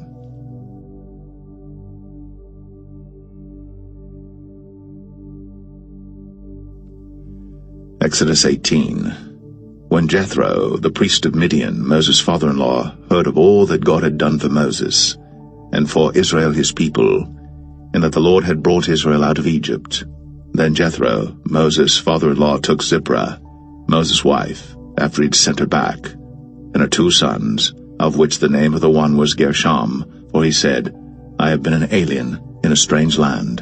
And the name of the other was Eleazar, for the God of my father, said he, was mine help, and delivered me from the sword of Pharaoh. And Jethro, Moses' father-in-law, came with his sons and his wife unto Moses into the wilderness, where he encamped at the mount of God. And he said unto Moses, I thy father-in-law Jethro am come unto thee, and thy wife and her 2 sons with her. And Moses went out to meet his father-in-law, and did obeisance, and kissed him. And they asked each other of their welfare, and they came into the tent. And Moses told his father-in-law all that the Lord had done unto Pharaoh, and to the Egyptians for Israel's sake, and all the travail that had come upon them by the way, and how the Lord delivered them. And Jethro rejoiced for all the goodness which the Lord had done to Israel, whom he had delivered out of the hand of the Egyptians. And Jethro said, Blessed be the Lord, who hath delivered you out of the hand of the Egyptians, and out of the hand of Pharaoh, who hath delivered the people from under the hand of the Egyptians. Now I know that the Lord is greater than all gods, for in the thing wherein they dealt proudly he was above them. And Jethro, Moses' father-in-law, took a burnt offering and sacrifices for God. And Aaron came, and all the elders of Israel, to eat bread with Moses' father-in-law before God.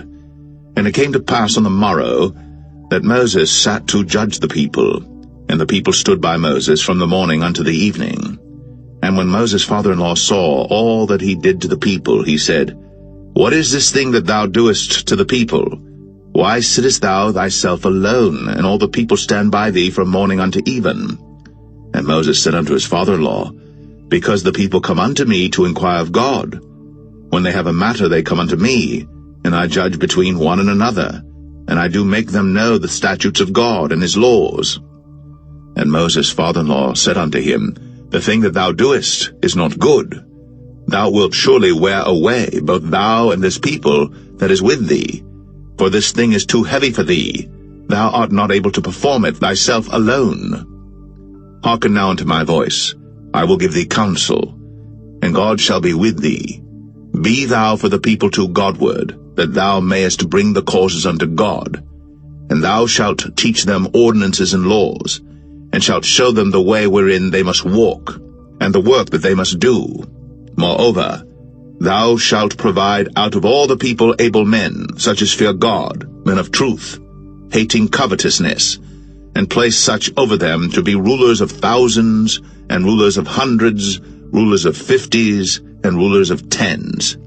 And let them judge the people at all seasons. And it shall be, that every great matter they shall bring unto thee, but every small matter they shall judge. So shall it be easier for thyself, and they shall bear the burden with thee. If thou shalt do this thing, and God command thee so, then thou shalt be able to endure, and all this people shall also go to their place in peace. So Moses hearkened to the voice of his father-in-law, and did all that he had said. And Moses chose able men out of all Israel, and made them heads over the people, rulers of thousands, rulers of hundreds, rulers of 50s, and rulers of 10s. And they judged the people at all seasons. The hard causes they brought unto Moses, but every small matter they judged themselves. And Moses let his father-in-law depart, and he went his way into his own land.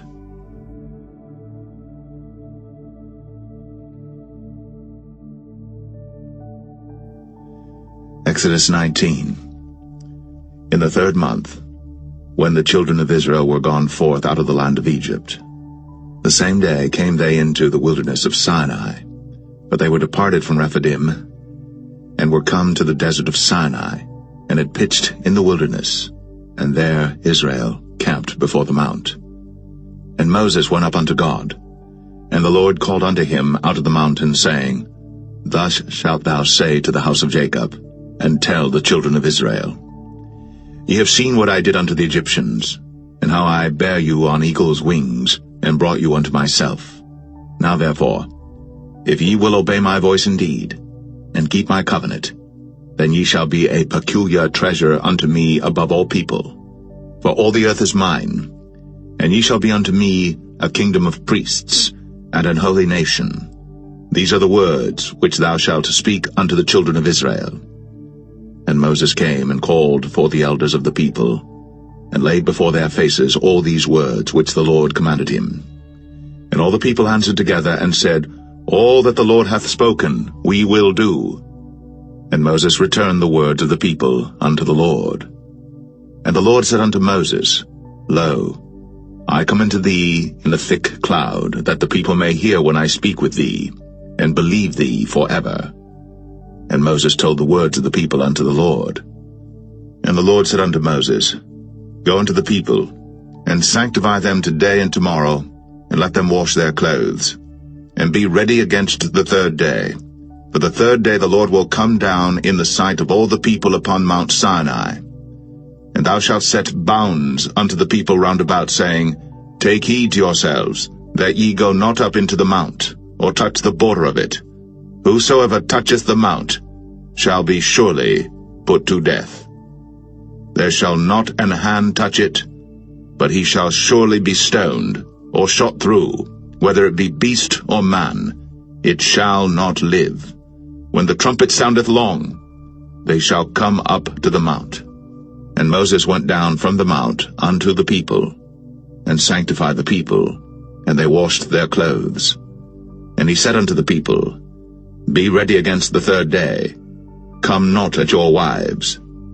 And it came to pass on the 3rd day in the morning, that there were thunders and lightnings, and a thick cloud upon the mount, and the voice of the trumpet exceeding loud, so that all the people that was in the camp trembled. And Moses brought forth the people out of the camp to meet with God. And they stood at the nether part of the mount. and Mount Sinai was altogether on a smoke, because the Lord descended upon it in fire, and the smoke thereof ascended as the smoke of a furnace, and the whole mount quaked greatly. And when the voice of the trumpet sounded long, and waxed louder and louder, Moses spake, and God answered him by a voice. And the Lord came down upon Mount Sinai, on the top of the mount, and the Lord called Moses up to the top of the mount, and Moses went up. And the Lord said unto Moses, Go down, charge the people, lest they break through unto the Lord to gaze, and many of them perish. And let the priests also which come near to the Lord sanctify themselves, lest the Lord break forth upon them. And Moses said unto the Lord, The people cannot come up to Mount Sinai, for thou chargest us, saying, Set bounds about the mount, and sanctify it. And the Lord said unto him, Away, get thee down, and thou shalt come up, thou and Aaron with thee. But let not the priests and the people break through to come up unto the Lord, lest he break forth upon them. So Moses went down unto the people, and spake unto them.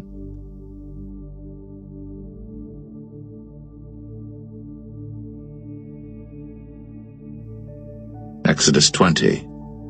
And God spake all these words, saying, I am the Lord thy God, which have brought thee out of the land of Egypt, out of the house of bondage.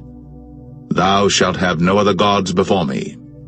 Thou shalt not make unto thee any graven image, or any likeness of anything that is in heaven above, or that is in the earth beneath, or that is in the water under the earth. Thou shalt not bow down thyself to them, nor serve them.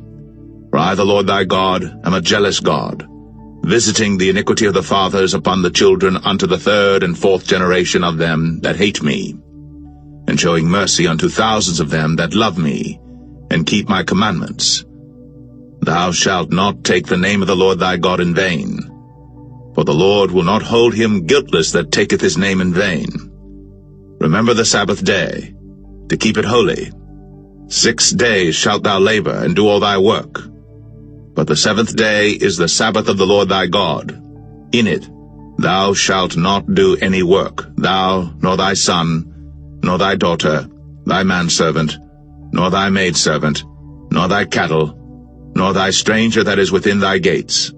For in 6 days the Lord made heaven and earth, the sea, and all that in them is, and rested the seventh day. Wherefore the Lord blessed the Sabbath day, and hallowed it. Honor thy father and thy mother, that thy days may be long upon the land which the Lord thy God giveth thee. Thou shalt not kill. Thou shalt not commit adultery. Thou shalt not steal. Thou shalt not bear false witness against thy neighbor. Thou shalt not covet thy neighbor's house. Thou shalt not covet thy neighbor's wife, nor his manservant, nor his maidservant, nor his ox, nor his ass, nor anything that is thy neighbor's. And all the people saw the thunderings, and the lightnings, and the noise of the trumpet, and the mountain smoking. And when the people saw it, they removed, and stood afar off. And they said unto Moses, Speak thou with us, and we will hear, but let not God speak with us, lest we die. And Moses said unto the people, Fear not, for God is come to prove you, and that his fear may be before your faces, that ye sin not. And the people stood afar off. And Moses drew near unto the thick darkness where God was. And the Lord said unto Moses, Thus thou shalt say unto the children of Israel, Ye have seen that I have talked with you from heaven.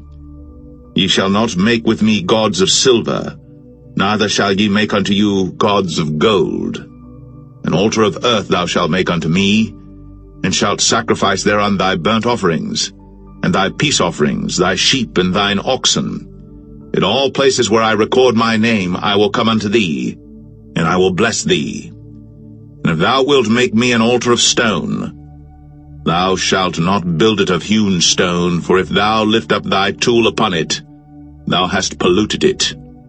Neither shalt thou go up by steps unto mine altar, that thy nakedness be not discovered thereon.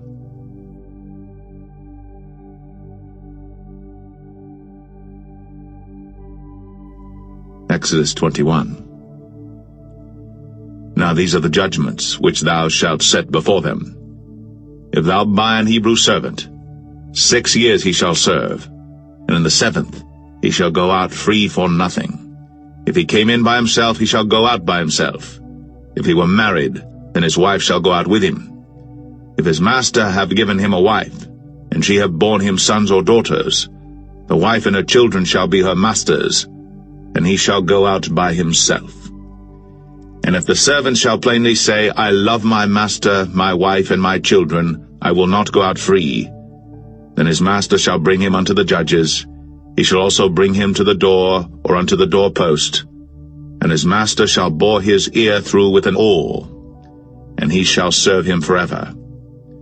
And if a man sell his daughter to be a maidservant, she shall not go out as the men servants do. If she please not her master, who hath betrothed her to himself, then shall he let her be redeemed, to sell her unto a strange nation. He shall have no power, seeing he hath dealt deceitfully with her. And if he have betrothed her unto his son, he shall deal with her after the manner of daughters. If he take him another wife, her food, her raiment, and her duty of marriage, shall he not diminish? And if he do not these 3 unto her, then shall she go out free without money. He that smiteth a man so that he die, shall be surely put to death. And if a man lie not in wait, but God deliver him into his hand, then I will appoint thee a place whither he shall flee. But if a man come presumptuously upon his neighbor, to slay him with guile, thou shalt take him from mine altar, that he may die. And he that smiteth his father or his mother shall be surely put to death. And he that stealeth a man and selleth him, or if he be found in his hand, he shall surely be put to death. And he that curseth his father or his mother shall surely be put to death. And if men strive together, and one smite another with a stone, or with his fist, and he die not, but keepeth his bed, if he rise again and walk abroad upon his staff, then shall he that smote him be quit, only he shall pay for the loss of his time, and shall cause him to be thoroughly healed. And if a man smite his servant or his maid with a rod, and he die under his hand, he shall be surely punished. Notwithstanding, if he continue a day or 2, he shall not be punished, for he is his money. If men strive and hurt a woman with child, so that her fruit depart from her, and yet no mischief follow, he shall be surely punished, according as the woman's husband will lay upon him, and he shall pay as the judges determine. And if any mischief follow, then thou shalt give life for life, eye for eye, tooth for tooth, hand for hand, foot for foot, burning for burning, wound for wound, stripe for stripe. And if a man smite the eye of his servant, or the eye of his maid, that it perish, he shall let him go free for his eye's sake. And if he smite out his manservant's tooth, or his maidservant's tooth, he shall let him go free for his tooth's sake. If an ox gore a man or a woman, that they die, then the ox shall be surely stoned, and his flesh shall not be eaten, but the owner of the ox shall be quit. But if the ox were wont to push with his horn in time past, and hath been testified to his owner, and he hath not kept him in, but that he hath killed a man or a woman, the ox shall be stoned, and his owner also shall be put to death.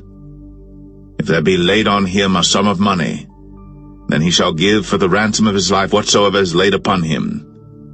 Whether he have gored a son, or have gored a daughter, according to this judgment shall it be done unto him.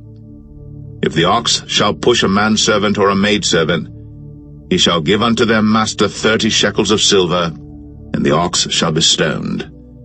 And if a man shall open a pit, or if a man shall dig a pit, and not cover it, and an ox or an ass fall therein, the owner of the pit shall make it good, and give money unto the owner of them, and the dead beast shall be his. And if one man's ox hurt another's, that he die, then they shall sell the live ox, and divide the money of it. and the dead ox also they shall divide. For if it be known that the ox hath used to push in time past, and his owner hath not kept him in, he shall surely pay ox for ox, and the dead shall be his own.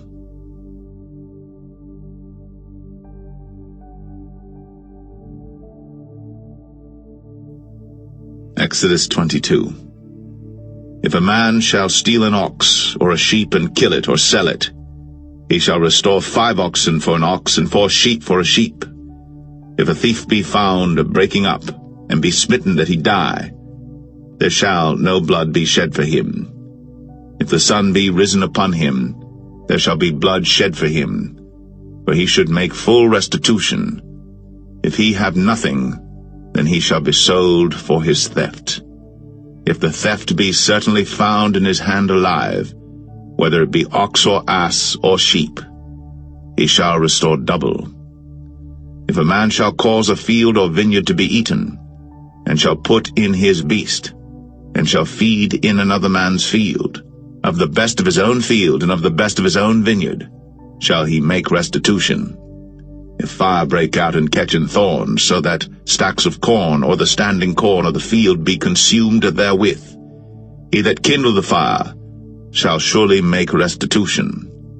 If a man shall deliver unto his neighbor money or stuff to keep, and it be stolen out of the man's house, if the thief be found, let him pay double.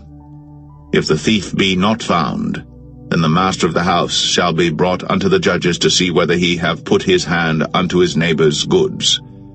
For all manner of trespass, whether it be for ox, for ass, for sheep, for raiment, or for any manner of lost thing, which another challengeth to be his, the cause of both parties shall come before the judges, and whom the judges shall condemn, he shall pay double unto his neighbor. If a man deliver unto his neighbor an ass, or an ox, or a sheep, or any beast to keep, and it die, or be hurt, or driven away, no man seeing it, then shall an oath of the Lord be between them both, that he hath not put his hand unto his neighbor's goods, and the owner of it shall accept thereof, and he shall not make it good. And if it be stolen from him, he shall make restitution unto the owner thereof. If it be torn in pieces, then let him bring it for witness, and he shall not make good that which was torn. And if a man borrow aught of his neighbor, and it be hurt or die, the owner thereof being not with it, he shall surely make it good. But if the owner thereof be with it, he shall not make it good. If it be an hired thing, it came for his hire. And if a man entice a maid that is not betrothed, and lie with her, he shall surely endow her to be his wife. If her father utterly refuse to give her unto him, he shall pay money according to the dowry of virgins. Thou shalt not suffer a witch to live. Whosoever lieth with a beast shall surely be put to death. He that sacrificeth unto any god, save unto the Lord only, he shall be utterly destroyed. Thou shalt neither vex a stranger nor oppress him, for ye were strangers in the land of Egypt. Ye shall not afflict any widow or fatherless child. If thou afflict them in any wise, and they cry at all unto me, I will surely hear their cry, and my wrath shall wax hot, and I will kill you with the sword, and your wives shall be widows, and your children fatherless. If thou lend money to any of my people that is poor by thee, thou shalt not be to him as an usurer, neither shalt thou lay upon him usury. If thou at all take thy neighbor's raiment to pledge, thou shalt deliver it unto him by that the sun goeth down. For that is his covering only, it is his raiment for his skin, wherein shall he sleep. And it shall come to pass, when he crieth unto me, that I will hear, for I am gracious. Thou shalt not revile the gods, nor curse the ruler of thy people. Thou shalt not delay to offer the first of thy ripe fruits, and of thy liquors, the firstborn of thy sons shalt thou give unto me. Likewise shalt thou do with thine oxen, and with thy sheep. 7 days it shall be with his dam. On the 8th day thou shalt give it me. And ye shall be holy men unto me. Neither shall ye eat any flesh that is torn of beasts in the field. Ye shall cast it to the dogs.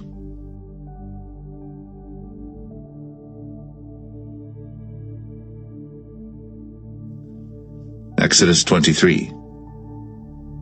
Thou shalt not raise a false report. Put not thine hand with the wicked to be an unrighteous witness. Thou shalt not follow a multitude to do evil. Neither shalt thou speak in a cause to decline after many to wrest judgment. Neither shalt thou countenance a poor man in his cause. If thou meet thine enemy's ox or his ass going astray, thou shalt surely bring it back to him again.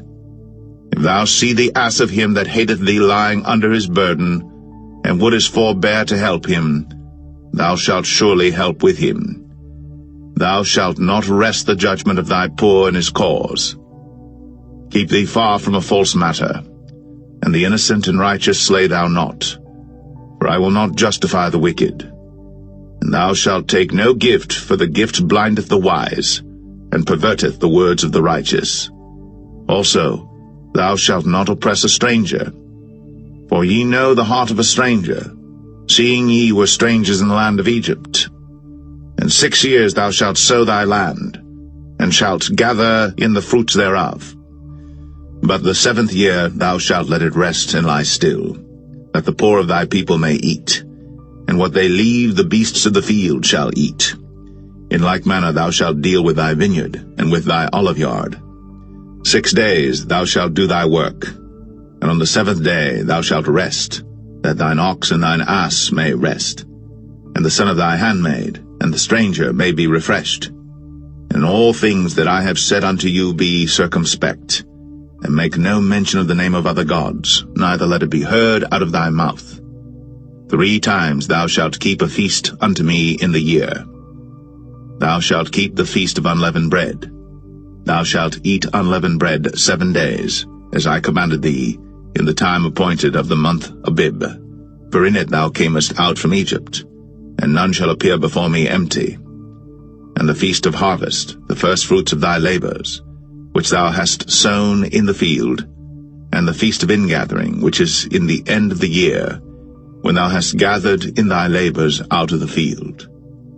3 times in the year all thy males shall appear before the Lord God. Thou shalt not offer the blood of my sacrifice with leavened bread, neither shall the fat of my sacrifice remain until the morning. The first of the firstfruits of thy land thou shalt bring into the house of the Lord thy God. Thou shalt not see the kid in his mother's milk. Behold, I send an angel before thee, to keep thee in the way, and to bring thee into the place which I have prepared. Beware of him, and obey his voice.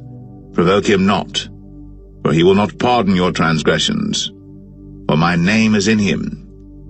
But if thou shalt indeed obey his voice, and do all that I speak, then I will be an enemy unto thine enemies, and an adversary unto thine adversaries. For mine angel shall go before thee, and bring thee in unto the Amorites, and the Hittites, and the Perizzites, and the Canaanites, the Hivites, and the Jebusites, and I will cut them off. Thou shalt not bow down to their gods, nor serve them, nor do after their works, but thou shalt utterly overthrow them, and quite break down their images. And ye shall serve the Lord your God, and he shall bless thy bread and thy water, and I will take sickness away from the midst of thee. There shall nothing cast their young, nor be barren in thy land. The number of thy days I will fulfill. I will send my fear before thee, and will destroy all the people to whom thou shalt come, and I will make all thine enemies turn their backs unto thee. And I will send hornets before thee, which shall drive out the Hivite, the Canaanite, and the Hittite from before thee. I will not drive them out from before thee in 1 year, lest the land become desolate, and the beasts of the field multiply against thee. By little and little I will drive them out from before thee, until thou be increased and inherit the land. And I will set thy bounds from the Red Sea even unto the sea of the Philistines, and from the desert unto the river. For I will deliver the inhabitants of the land into your hand, and thou shalt drive them out before thee. Thou shalt make no covenant with them, nor with their gods. They shall not dwell in thy land, lest they make thee sin against me. For if thou serve their gods, it will surely be a snare unto thee.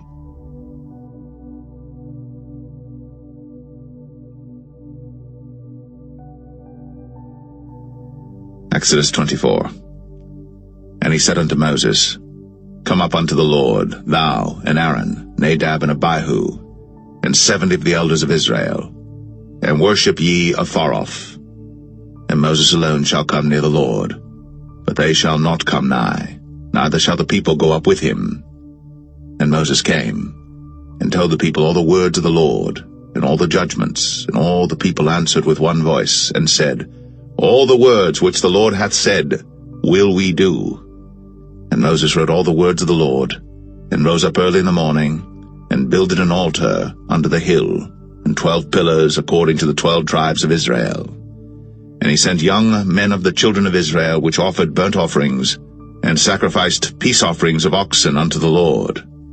And Moses took half of the blood, and put it in basins, and half of the blood he sprinkled on the altar. And he took the book of the covenant, and read in the audience of the people, and they said, All that the Lord hath said will we do, and be obedient. And Moses took the blood, and sprinkled it on the people, and said, Behold, the blood of the covenant which the Lord hath made with you concerning all these words. Then went up Moses, and Aaron, Nadab and Abihu, and 70 of the elders of Israel. And they saw the God of Israel. And there was under his feet, as it were, a paved work of a sapphire stone, and as it were the body of heaven in his clearness. And upon the nobles of the children of Israel he laid not his hand. Also they saw God, and did eat and drink. And the Lord said unto Moses, Come up to me into the mount, and be there. And I will give thee tables of stone, and a law and commandments which I have written, that thou mayest teach them. And Moses rose up, and his minister Joshua, and Moses went up into the mount of God. And he said unto the elders, Tarry ye here for us, until we come again unto you. And behold, Aaron and Hur are with you. If any man have any matters to do, let him come unto them. And Moses went up into the mount, and a cloud covered the mount. And the glory of the Lord abode upon Mount Sinai, and the cloud covered it 6 days. And the 7th day he called unto Moses out of the midst of the cloud. And the sight of the glory of the Lord was like devouring fire on the top of the mount in the eyes of the children of Israel. And Moses went into the midst of the cloud, and gat him up into the mount. And Moses was in the mount 40 days and 40 nights.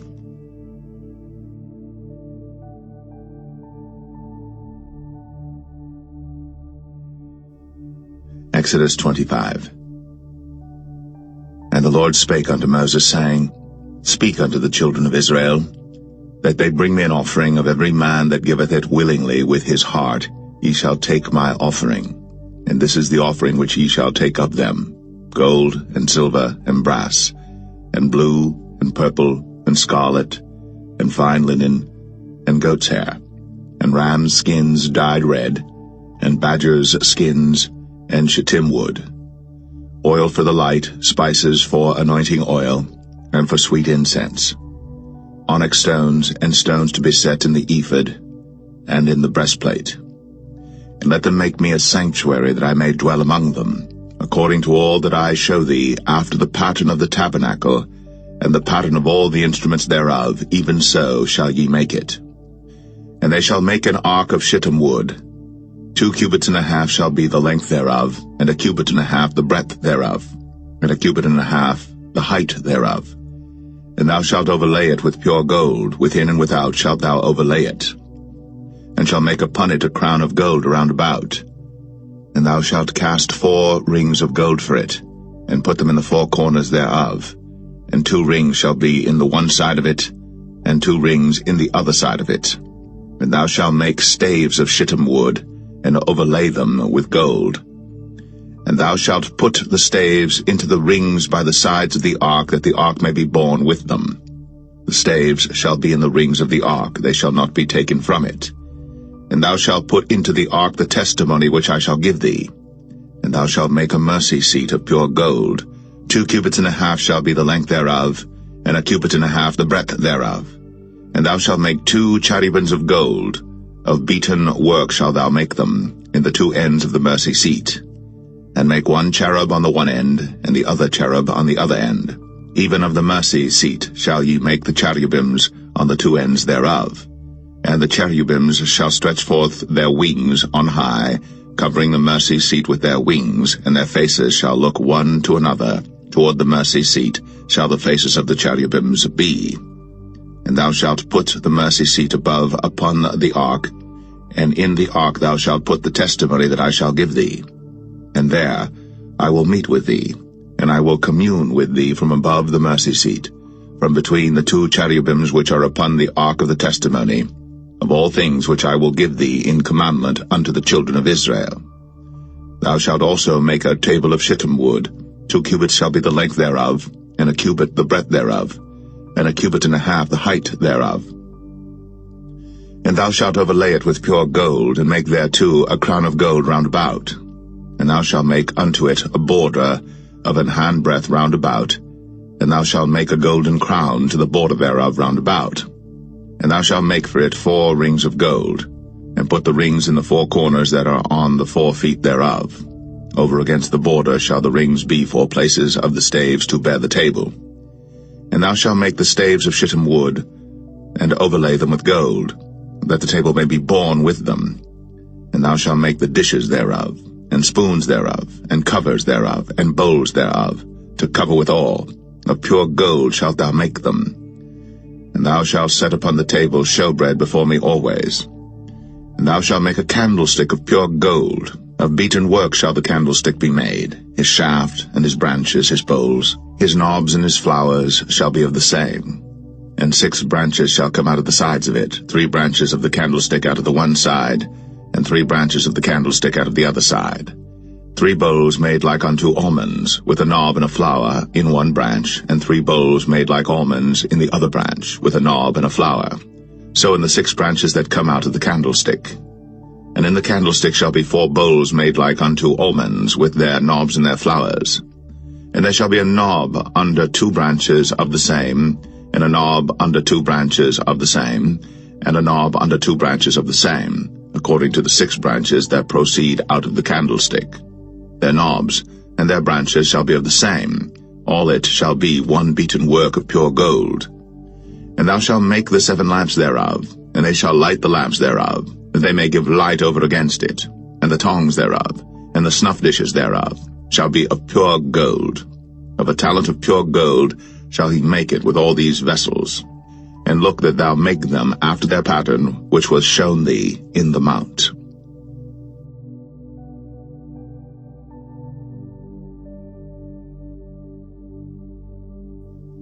Exodus 26. Moreover, thou shalt make the tabernacle with 10 curtains of fine twined linen, and blue, and purple, and scarlet. With cherubims of cunning work shalt thou make them. The length of 1 curtain shall be 28 cubits, and the breadth of 1 curtain 4 cubits, and every one of the curtains shall have 1 measure. The 5 curtains shall be coupled together one to another, and other 5 curtains shall be coupled one to another. And thou shalt make loops of blue upon the edge of the 1 curtain, from the selvage in the coupling. And likewise shalt thou make in the uttermost edge of another curtain, in the coupling of the 2nd. 50 loops shalt thou make in the 1 curtain, and 50 loops shalt thou make in the edge of the curtain that is in the coupling of the 2nd, that the loops may take hold one of another. And thou shalt make 50 taches of gold, and couple the curtains together with the taches, and it shall be 1 tabernacle. And thou shalt make curtains of goat's hair to be a covering upon the tabernacle. 11 curtains shalt thou make. The length of 1 curtain shall be 30 cubits, and the breadth of 1 curtain 4 cubits, and the 11 curtains shall be all of 1 measure. And thou shalt couple 5 curtains by themselves, and 6 curtains by themselves, and shalt double the 6th curtain in the forefront of the tabernacle. And And thou shalt make 50 loops on the edge of the one curtain that is outmost in the coupling, and 50 loops in the edge of the curtain which coupleth the second. And thou shalt make 50 taches of brass, and put the taches into the loops, and couple the tent together, that it may be one. And the remnant that remaineth of the curtains of the tent, the half curtain that remaineth, shall hang over the backside of the tabernacle, and a cubit on the one side, and a cubit on the other side of that which remaineth in the length of the curtains of the tent. It shall hang over the sides of the tabernacle on this side, and on that side to cover it. And thou shalt make a covering for the tent of ram skins dyed red, and a covering above of badgers' skins. And thou shalt make boards for the tabernacle of shittim wood standing up. 10 cubits shall be the length of a board, and a cubit and a half shall be the breadth of one board. 2 tenons shall there be in one board, set in order, one against another. Thus shalt thou make for all the boards of the tabernacle. And thou shalt make the boards for the tabernacle 20 boards on the south side southward. And thou shalt make 40 sockets of silver under the 20 boards, 2 sockets under one board for his 2 tenons, and 2 sockets under another board for his 2 tenons. And for the second side of the tabernacle on the north side there shall be 20 boards, and there 40 sockets of silver, 2 sockets under one board, and 2 sockets under another board. And for the sides of the tabernacle westward thou shalt make 6 boards, and 2 boards shalt thou make for the corners of the tabernacle in the 2 sides. And they shall be coupled together beneath, and they shall be coupled together above the head of it unto one ring. Thus shall it be for them both. They shall be for the 2 corners. And they shall be 8 boards, and their sockets of silver 16 sockets, 2 sockets under one board, and 2 sockets under another board. And thou shalt make bars of shittim wood, 5 for the boards of the one side of the tabernacle, and 5 bars for the boards of the other side of the tabernacle, and 5 bars for the boards of the side of the tabernacle for the 2 sides westward. And the middle bar in the midst of the boards shall reach from end to end. And thou shalt overlay the boards with gold, and make their rings of gold, for places for the bars, and thou shalt overlay the bars with gold. And thou shalt rear up the tabernacle according to the fashion thereof which was shown thee in the mount. And thou shalt make a veil of blue and purple and scarlet and fine twined linen of cunning work. With cherubims shall it be made. And thou shalt hang it upon 4 pillars of shittim wood overlaid with gold. Their hooks shall be of gold, upon the 4 sockets of silver. And thou shalt hang up the veil under the taches, that thou mayest bring in thither within the veil the ark of the testimony. And the veil shall divide unto you between the holy place and the most holy. And thou shalt put the mercy seat upon the ark of the testimony in the most holy place. And thou shalt set the table without the veil, and the candlestick over against the table on the side of the tabernacle toward the south. And thou shalt put the table on the north side. And thou shalt make an hanging for the door of the tent of blue and purple and scarlet, and fine twined linen wrought with needlework. And thou shalt make for the hanging 5 pillars of shittim wood, and overlay them with gold, and their hooks shall be of gold, and thou shalt cast 5 sockets of brass for them.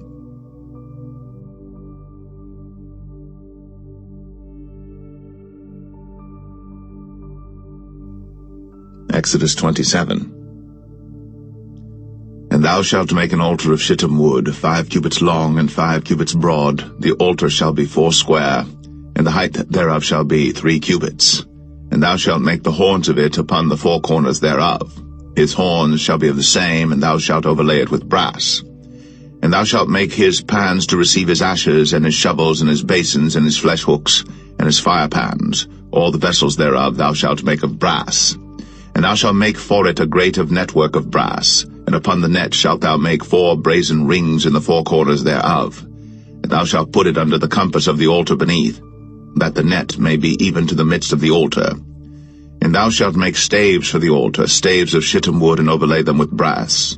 And the staves shall be put into the rings, and the staves shall be upon the 2 sides of the altar to bear it. Hollow with boards shalt thou make it, as it was shown thee in the mount, so shall they make it. And thou shalt make the court of the tabernacle for the south side. Southward there shall be hangings for the court of fine twined linen, of 100 cubits long for one side. And the 20 pillars thereof, and their 20 sockets shall be of brass. The hooks of the pillars, and the fillets, shall be of silver. And likewise for the north side in length there shall be hangings of 100 cubits long, and his 20 pillars, and their 20 sockets of brass, the hooks of the pillars, and their fillets of silver. And for the breadth of the court on the west side shall be hangings of 50 cubits, their pillars 10, and their sockets 10. And the breadth of the court on the east side eastward shall be 50 cubits. The hangings of one side of the gate shall be 15 cubits, their pillars 3, and their sockets 3. And on the other side shall be hangings 15 cubits, their pillars 3, and their sockets 3. And for the gate of the court shall be an hanging of 20 cubits of blue, and purple, and scarlet, and fine twined linen, wrought with needlework, and their pillars shall be 4, and their sockets 4. All the pillars round about the court shall be filleted with silver. Their hooks shall be of silver, and their sockets of brass. The length of the court shall be 100 cubits, and the breadth 50 everywhere, and the height 5 cubits of fine twined linen, and their sockets of brass. All the vessels of the tabernacle, and all the service thereof, and all the pins thereof, and all the pins of the court shall be of brass. And thou shalt command the children of Israel that they bring thee pure oil, olive beaten for the light, to cause the lamp to burn always. In the tabernacle of the congregation without the veil, which is before the testimony, Aaron and his sons shall order it from evening to morning before the Lord. It shall be a statute forever, unto their generations, on the behalf of the children of Israel.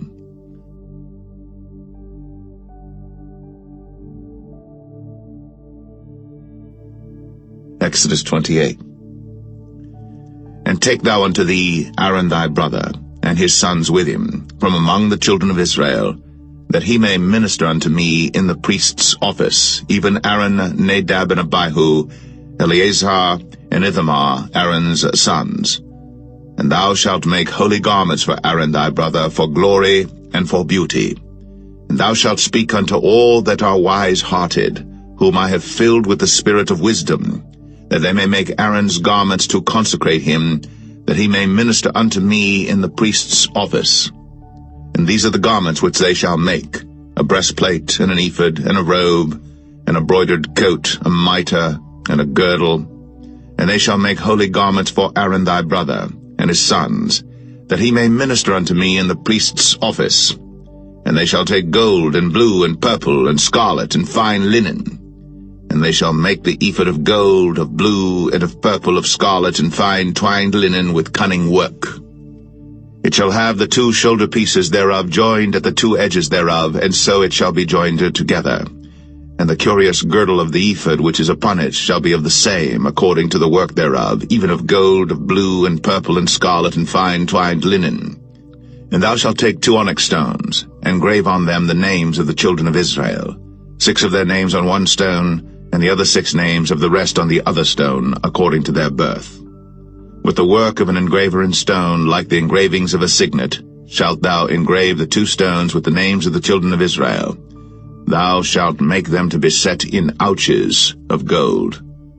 And thou shalt put the 2 stones upon the shoulders of the ephod for stones of memorial unto the children of Israel. And Aaron shall bear their names before the Lord upon his 2 shoulders for a memorial. And thou shalt make ouches of gold, and 2 chains of pure gold at the ends. Of wreathen work shalt thou make them, and fasten the wreathen chains to the ouches. And thou shalt make the breastplate of judgment with cunning work. After the work of the ephod thou shalt make it, of gold, of blue, and of purple, and of scarlet, and of fine twined linen shalt thou make it. 4 square it shall be, being doubled. A span shall be the length thereof, and a span shall be the breadth thereof. And thou shalt set in it settings of stones, even 4 rows of stones. The first row shall be a sardius, a topaz, and a carbuncle. This shall be the first row. And the second row shall be an emerald, a sapphire, and a diamond. And the third row a ligure, an agate, and an amethyst. And the 4th row a beryl, and an onyx, and a jasper. They shall be set in gold in their enclosings. And the stone shall be with the names of the children of Israel, 12 according to their names, like the engravings of a signet, every one with his name shall they be according to the 12 tribes. And thou shalt make upon the breastplate chains at the ends of wreathen work of pure gold. And thou shalt make upon the breastplate 2 rings of gold, and shalt put the 2 rings on the 2 ends of the breastplate. And thou shalt put the 2 wreathen chains of gold in the 2 rings which are on the ends of the breastplate. And the other 2 ends of the 2 wreathen chains thou shalt fasten in the 2 ouches, and put them on the shoulder pieces of the ephod before it. And thou shalt make 2 rings of gold, and thou shalt put them upon the 2 ends of the breastplate, in the border thereof, which is in the side of the ephod inward. And 2 other rings of gold thou shalt make, and shalt put them on the 2 sides of the ephod underneath, toward the forepart thereof, over against the other coupling thereof, above the curious girdle of the ephod. And they shall bind the breastplate by the rings thereof unto the rings of the ephod with a lace of blue, that it may be above the curious girdle of the ephod, and that the breastplate be not loosed from the ephod. And Aaron shall bear the names of the children of Israel in the breastplate of judgment upon his heart, when he goeth in unto the holy place for a memorial before the Lord continually. And thou shalt put in the breastplate of judgment the Urim and the Thummim, and they shall be upon Aaron's heart, when he goeth in before the Lord. And Aaron shall bear the judgment of the children of Israel upon his heart before the Lord continually. And thou shalt make the robe of the ephod all of blue, and there shall be an hole in the top of it, in the midst thereof. It shall have a binding of woven work round about the whole of it, as it were the whole of an habergeon, that it be not rent. And beneath upon the hem of it thou shalt make pomegranates of blue, and of purple, and of scarlet round about the hem thereof, and bells of gold between them round about, a golden bell and a pomegranate, a golden bell and a pomegranate, upon the hem of the robe round about. And it shall be upon Aaron to minister, and his sound shall be heard when he goeth in unto the holy place before the Lord, and when he cometh out, that he die not. And thou shalt make a plate of pure gold, and grave upon it, like the engravings of a signet, holiness to the Lord. And thou shalt put it on a blue lace, that it may be upon the mitre, upon the forefront of the mitre it shall be. And it shall be upon Aaron's forehead, that Aaron may bear the iniquity of the holy things, which the children of Israel shall hallow in all their holy gifts. And it shall be always upon his forehead, that they may be accepted before the Lord. And thou shalt embroider the coat of fine linen, and thou shalt make the mitre of fine linen, and thou shalt make the girdle of needlework. And for Aaron's sons thou shalt make coats, and thou shalt make for them girdles, and bonnets shalt thou make for them for glory and for beauty. And thou shalt put them upon Aaron thy brother, and his sons with him, and shalt anoint them, and consecrate them, and sanctify them, that they may minister unto me in the priest's office. And thou shalt make them linen breeches to cover their nakedness, from the loins even unto the thighs they shall reach. And they shall be upon Aaron and upon his sons when they come in unto the tabernacle of the congregation, or when they come near unto the altar to minister in the holy place, that they bear not iniquity and die. It shall be a statute forever unto him and his seed after him.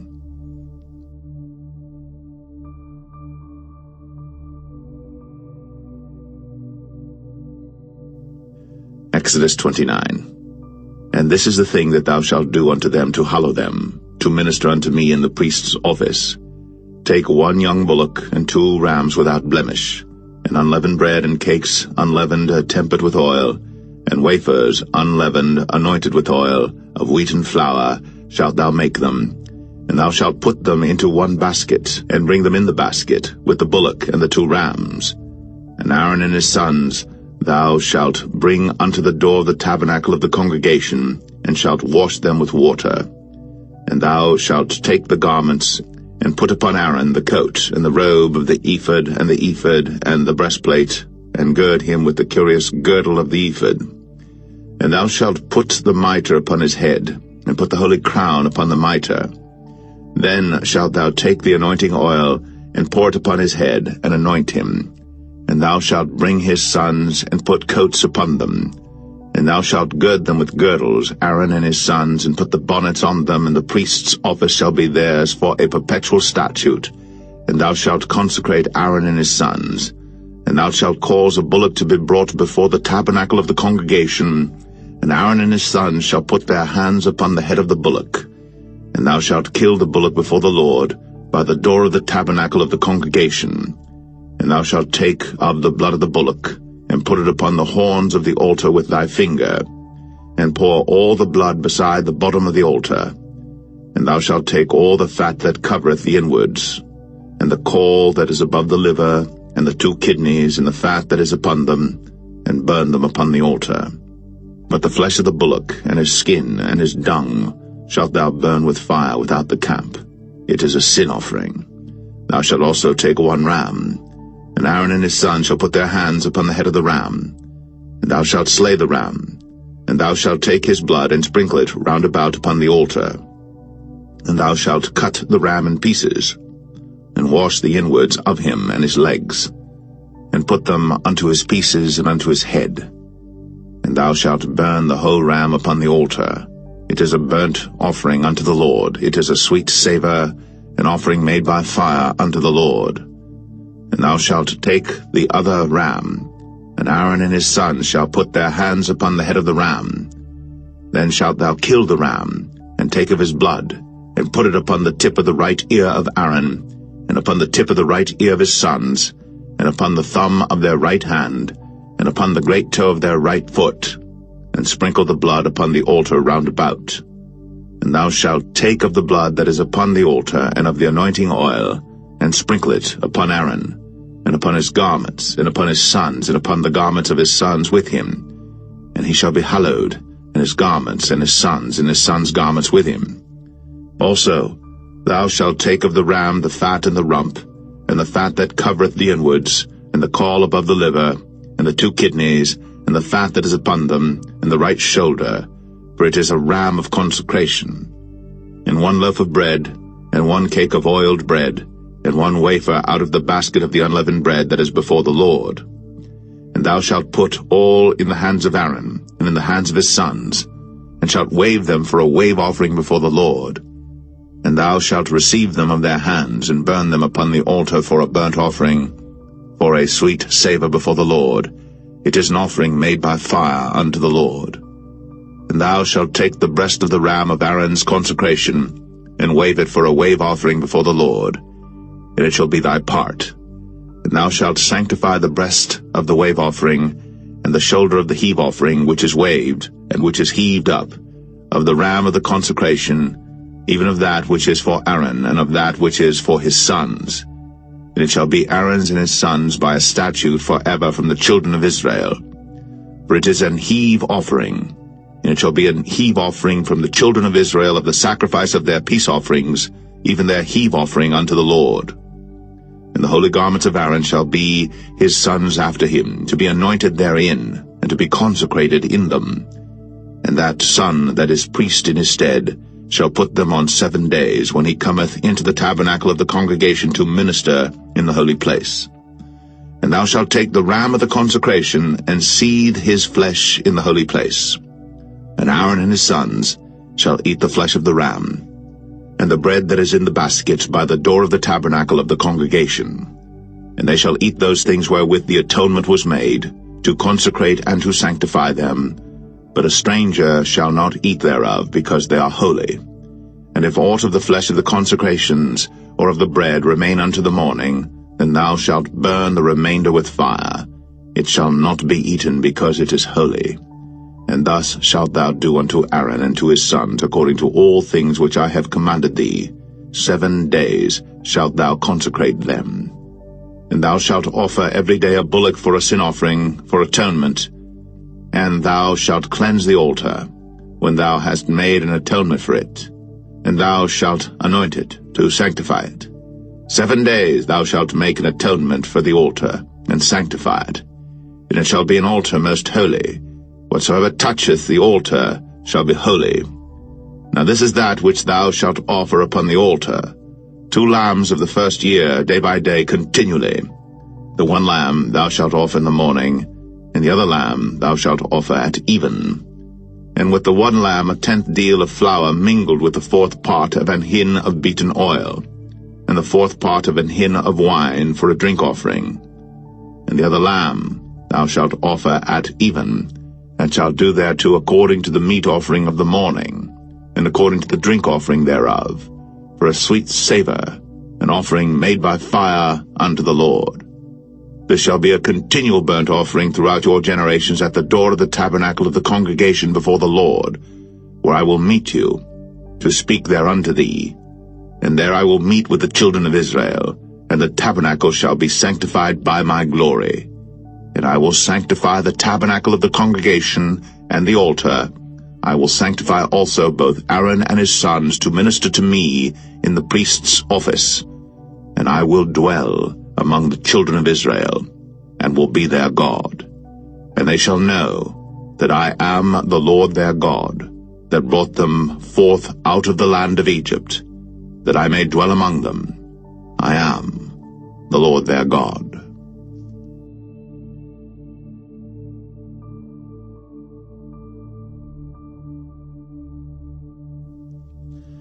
Exodus 30.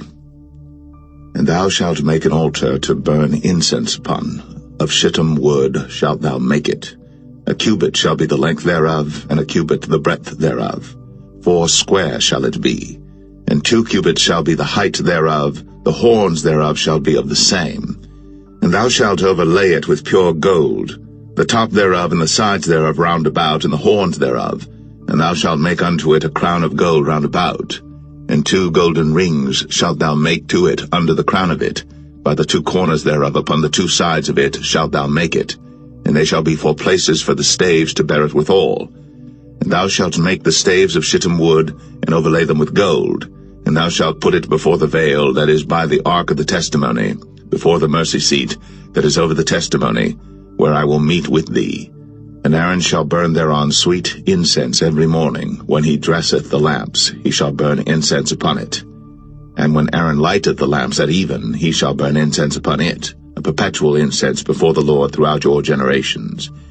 Ye shall offer no strange incense thereon, nor burnt sacrifice, nor meat offering, neither shall ye pour drink offering thereon. And Aaron shall make an atonement upon the horns of it once in a year with the blood of the sin offering of atonements. Once in the year shall he make atonement upon it throughout your generations. It is most holy unto the Lord. And the Lord spake unto Moses, saying, When thou takest the sum of the children of Israel after their number, then shall they give every man a ransom for his soul unto the Lord, when thou numberest them, that there be no plague among them, when thou numberest them. This they shall give every one that passeth among them that are numbered, 1/2 shekel after the shekel of the sanctuary.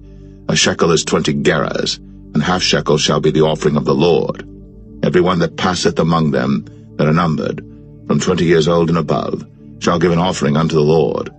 The rich shall not give more, and the poor shall not give less than 1/2 shekel, when they give an offering unto the Lord to make an atonement for your souls. And thou shalt take the atonement money of the children of Israel, and shalt appoint it for the service of the tabernacle of the congregation, that it may be a memorial unto the children of Israel before the Lord, to make an atonement for your souls. And the Lord spake unto Moses, saying, Thou shalt also make a laver of brass, and his foot also of brass, to wash withal. And thou shalt put it between the tabernacle of the congregation and the altar, and thou shalt put water therein. For Aaron and his sons shall wash their hands and their feet thereat. When they go into the tabernacle of the congregation, they shall wash with water, that they die not, or when they come near to the altar to minister, to burn offering made by fire unto the Lord. So they shall wash their hands and their feet, that they die not. And it shall be a statute forever to them, even to him and to his seed throughout their generations. Moreover the Lord spake unto Moses, saying, Take thou also unto thee principal spices, of pure myrrh 500 shekels, and of sweet cinnamon half so much, even 250 shekels, and of sweet calamus 250 shekels, and of cassia 500 shekels after the shekel of the sanctuary, and of oil olive and hin. And thou shalt make it an oil of holy ointment, an ointment compound after the art of the apothecary. It shall be an holy anointing oil. And thou shalt anoint the tabernacle of the congregation therewith, and the ark of the testimony, and the table and all his vessels, and the candlestick and his vessels, and the altar of incense, and the altar of burnt offering with all his vessels, and the laver and his foot. and thou shalt sanctify them, that they may be most holy. Whatsoever toucheth them shall be holy. And thou shalt anoint Aaron and his sons, and consecrate them, that they may minister unto me in the priest's office. And thou shalt speak unto the children of Israel, saying, This shall be an holy anointing oil unto me throughout your generations. Upon man's flesh shall it not be poured, neither shall ye make any other like it, after the composition of it. It is holy, and it shall be holy unto you. Whosoever compoundeth any like it, or whosoever putteth any of it upon a stranger, shall even be cut off from his people.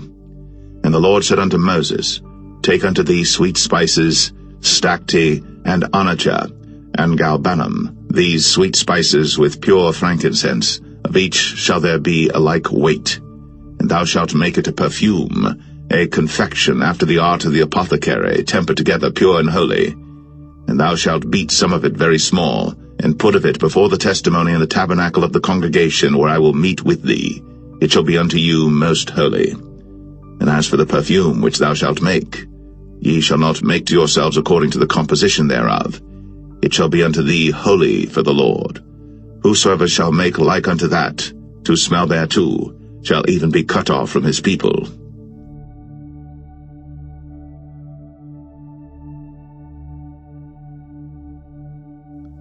Exodus 31. And the Lord spake unto Moses, saying, See, I have called by name Bezalel the son of Uri, the son of Hur, of the tribe of Judah, and I have filled him with the Spirit of God, in wisdom, and in understanding, and in knowledge, and in all manner of workmanship, to devise cunning works, to work in gold, and in silver, and in brass, and in cutting of stones, to set them, and in carving of timber, to work in all manner of workmanship. And I, behold, I have given with him Aholiab, the son of Ahisamach, of the tribe of Dan. And in the hearts of all that are wise-hearted I have put wisdom, that they may make all that I have commanded thee: the tabernacle of the congregation, and the ark of the testimony, and the mercy seat that is thereupon, and all the furniture of the tabernacle, and the table, and his furniture, and the pure candlestick with all his furniture, and the altar of incense, and the altar of burnt offering with all his furniture, and the laver and his foot, and the cloths of service, and the holy garments for Aaron the priest, and the garments of his sons to minister in the priest's office, and the anointing oil, and sweet incense for the holy place, according to all that I have commanded thee shall they do. And the Lord spake unto Moses, saying, Speak thou also unto the children of Israel, saying, Verily, my Sabbaths ye shall keep, for it is a sign between me and you throughout your generations, that ye may know that I am the Lord that doth sanctify you. Ye shall keep the Sabbath therefore, for it is holy unto you. Every one that defileth it shall surely be put to death. For whosoever doeth any work therein, that soul shall be cut off from among his people. 6 days may work be done, but in the 7th is the Sabbath of rest, holy to the Lord. Whosoever doeth any work in the Sabbath day, he shall surely be put to death. Wherefore the children of Israel shall keep the Sabbath, to observe the Sabbath throughout their generations, for a perpetual covenant. It is a sign between me and the children of Israel forever. For in 6 days the Lord made heaven and earth, and on the 7th day he rested and was refreshed. And he gave unto Moses, when he had made an end of communing with him upon Mount Sinai, 2 tables of testimony, tables of stone, written with the finger of God.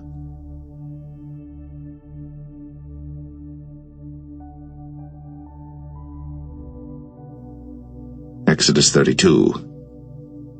And when the people saw that Moses delayed to come down out of the mount, the people gathered themselves together unto Aaron, and said unto him, Up, make us gods, which shall go before us.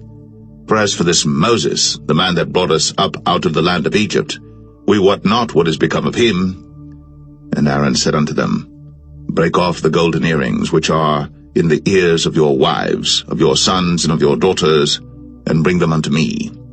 And all the people brake off the golden earrings which were in their ears, and brought them unto Aaron. And he received them at their hand, and fashioned it with a graving tool, after he had made it a molten calf.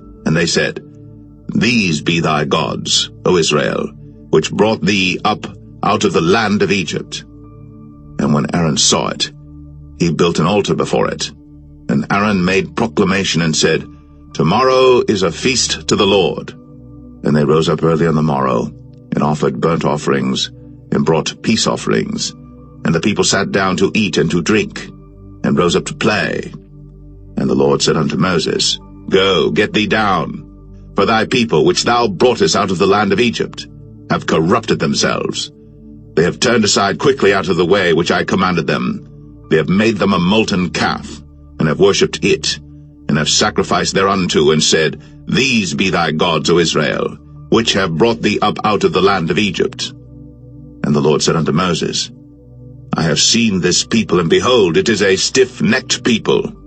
Now therefore let me alone, that my wrath may wax hot against them, and that I may consume them, and I will make of thee a great nation.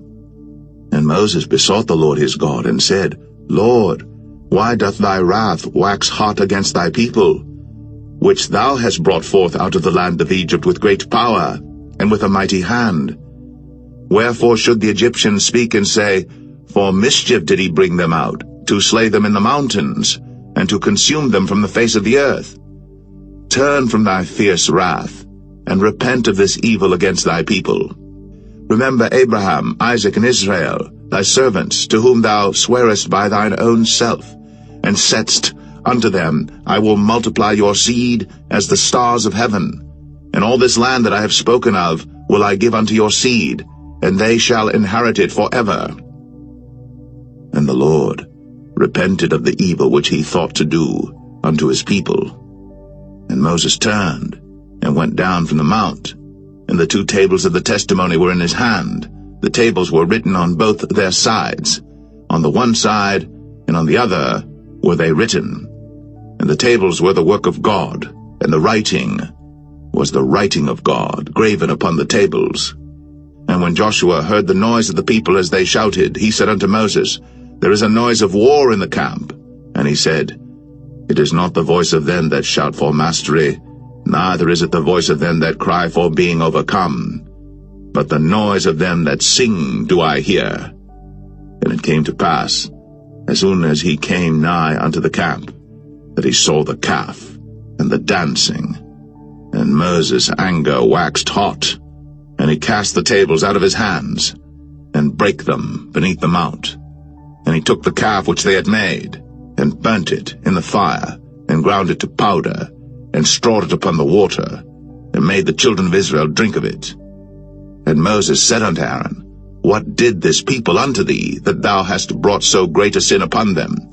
And Aaron said, Let not the anger of my Lord wax hot.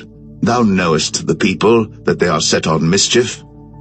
For they said unto me, Make us gods, which shall go before us. For as for this Moses, the man that brought us up out of the land of Egypt, we wot not what is become of him. And I said unto them, Whosoever hath any gold, let them break it off. So they gave it to me. Then I cast it into the fire, and there came out this calf. And when Moses saw that the people were naked, for Aaron had made them naked unto their shame among their enemies, then Moses stood in the gate of the camp, and said, Who is on the Lord's side? Let him come unto me. And all the sons of Levi gathered themselves together unto him. And he said unto them, Thus saith the Lord God of Israel, Put every man his sword by his side, and go in and out from gate to gate throughout the camp, and slay every man his brother, and every man his companion, and every man his neighbor. And the children of Levi did according to the word of Moses. And there fell of the people that day about 3,000 men. For Moses had said, Consecrate yourselves today to the Lord, even every man upon his son, and upon his brother, that he may bestow upon you a blessing this day. And it came to pass on the morrow, that Moses said unto the people, Ye have sinned a great sin, and now I will go up unto the Lord. Peradventure, I shall make an atonement for your sin. And Moses returned unto the Lord, and said, O this people have sinned a great sin, and have made them gods of gold. Yet now, if thou wilt forgive their sin, and if not, blot me, I pray thee, out of thy book, which thou hast written. And the Lord said unto Moses, Whosoever hath sinned against me, him will I blot out of my book. Therefore now go, lead the people unto the place of which I have spoken unto thee. Behold, mine angel shall go before thee. Nevertheless, in the day when I visit, I will visit their sin upon them. And the Lord plagued the people, because they made the calf which Aaron made.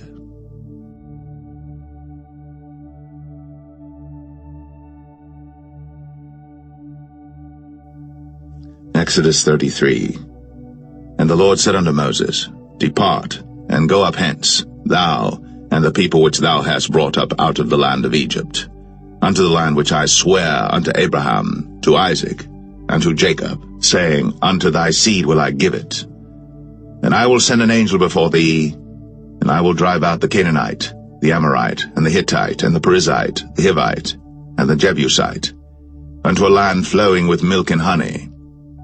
For I will not go up in the midst of thee, for thou art a stiff-necked people, lest I consume thee in the way.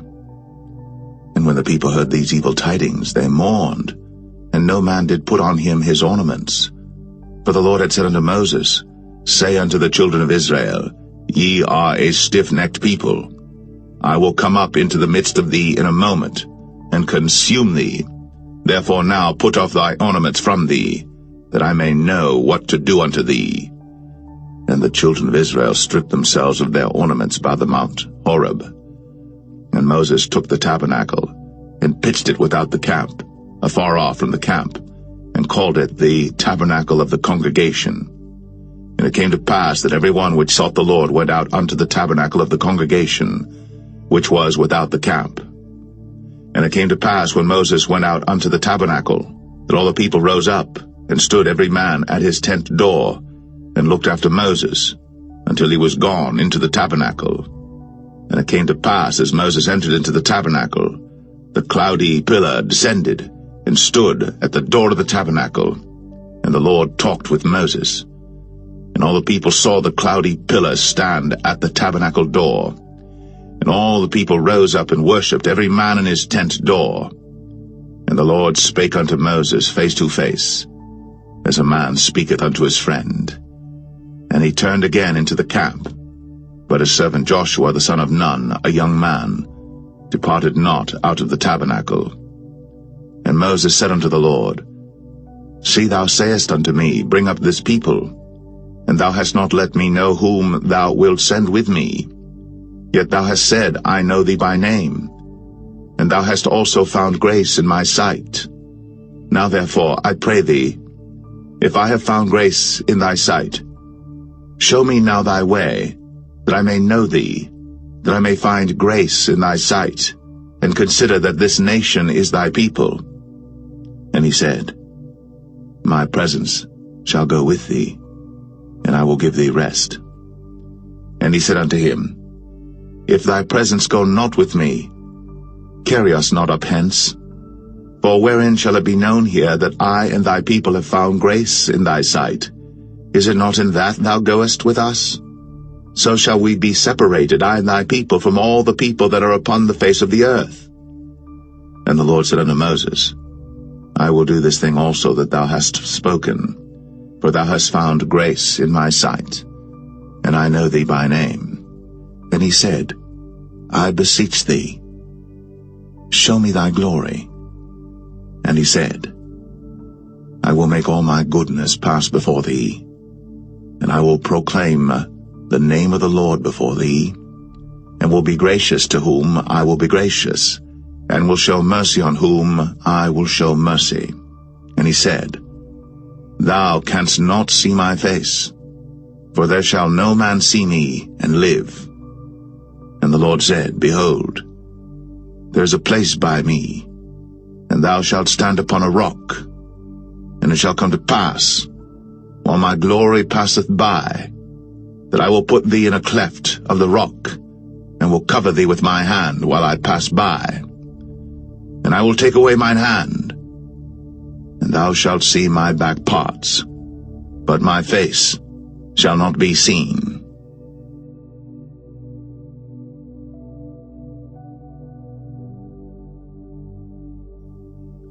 Exodus 34. And the Lord said unto Moses, Hew thee 2 tables of stone like unto the first. And I will write upon these tables the words that were in the first tables which thou breakest. And be ready in the morning, and come up in the morning unto Mount Sinai, and present thyself there to me in the top of the mount. And no man shall come up with thee, neither let any man be seen throughout all the mount. Neither let the flocks nor herds feed before that mount. And he hewed 2 tables of stone like unto the first. And Moses rose up early in the morning, and went up unto Mount Sinai, as the Lord had commanded him, and took in his hand the 2 tables of stone. And the Lord descended in the cloud, and stood with him there, and proclaimed the name of the Lord. And the Lord passed by before him, and proclaimed, the Lord God, merciful and gracious, long-suffering, and abundant in goodness and truth, keeping mercy for thousands, forgiving iniquity, and transgression and sin, and that will by no means clear the guilty, visiting the iniquity of the fathers upon the children, and upon the children's children, unto the 3rd and to the 4th generation. And Moses made haste, and bowed his head toward the earth, and worshipped, and he said, If now I have found grace in thy sight, O Lord, let my Lord, I pray thee, go among us. For it is a stiff-necked people, and pardon our iniquity and our sin, and take us for thine inheritance. And he said, Behold, I make a covenant. Before all thy people I will do marvels, such as have not been done in all the earth, nor in any nation. And all the people among which thou art shall see the work of the Lord. For it is a terrible thing that I will do with thee. Observe thou that which I command thee this day. Behold, I drive out before thee the Amorite, and the Canaanite, and the Hittite, and the Perizzite, and the Hivite, and the Jebusite. Take heed to thyself, lest thou make a covenant with the inhabitants of the land whither thou goest, lest it be for a snare in the midst of thee. But ye shall destroy their altars, break their images, and cut down their groves. For thou shalt worship no other god, for the Lord whose name is a jealous God. Lest thou make a covenant with the inhabitants of the land, and they go a-whoring after their gods, and do sacrifice unto their gods, and one call thee, and thou eat of his sacrifice, and thou take of their daughters unto thy sons, and their daughters go a-whoring after their gods, and make thy sons go a-whoring after their gods. Thou shalt make thee no molten gods. The feast of unleavened bread shalt thou keep.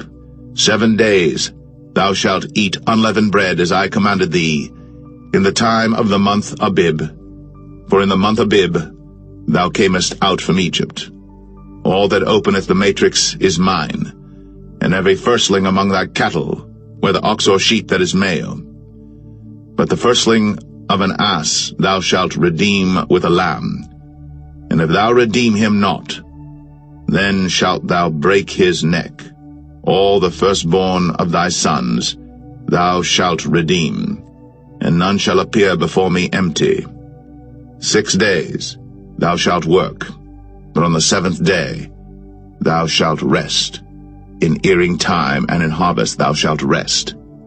And thou shalt observe the feast of weeks, of the firstfruits of wheat harvest, and the feast of ingathering at the year's end. Thrice in the year shall all your men-children appear before the Lord God, the God of Israel. For I will cast out the nations before thee, and enlarge thy borders. Neither shall any man desire thy land, when thou shalt go up to appear before the Lord thy God thrice in the year. Thou shalt not offer the blood of my sacrifice with leaven, neither shall the sacrifice of the feast of the Passover be left unto the morning. The first of the firstfruits of thy land thou shalt bring unto the house of the Lord thy God. Thou shalt not see the kid in his mother's milk.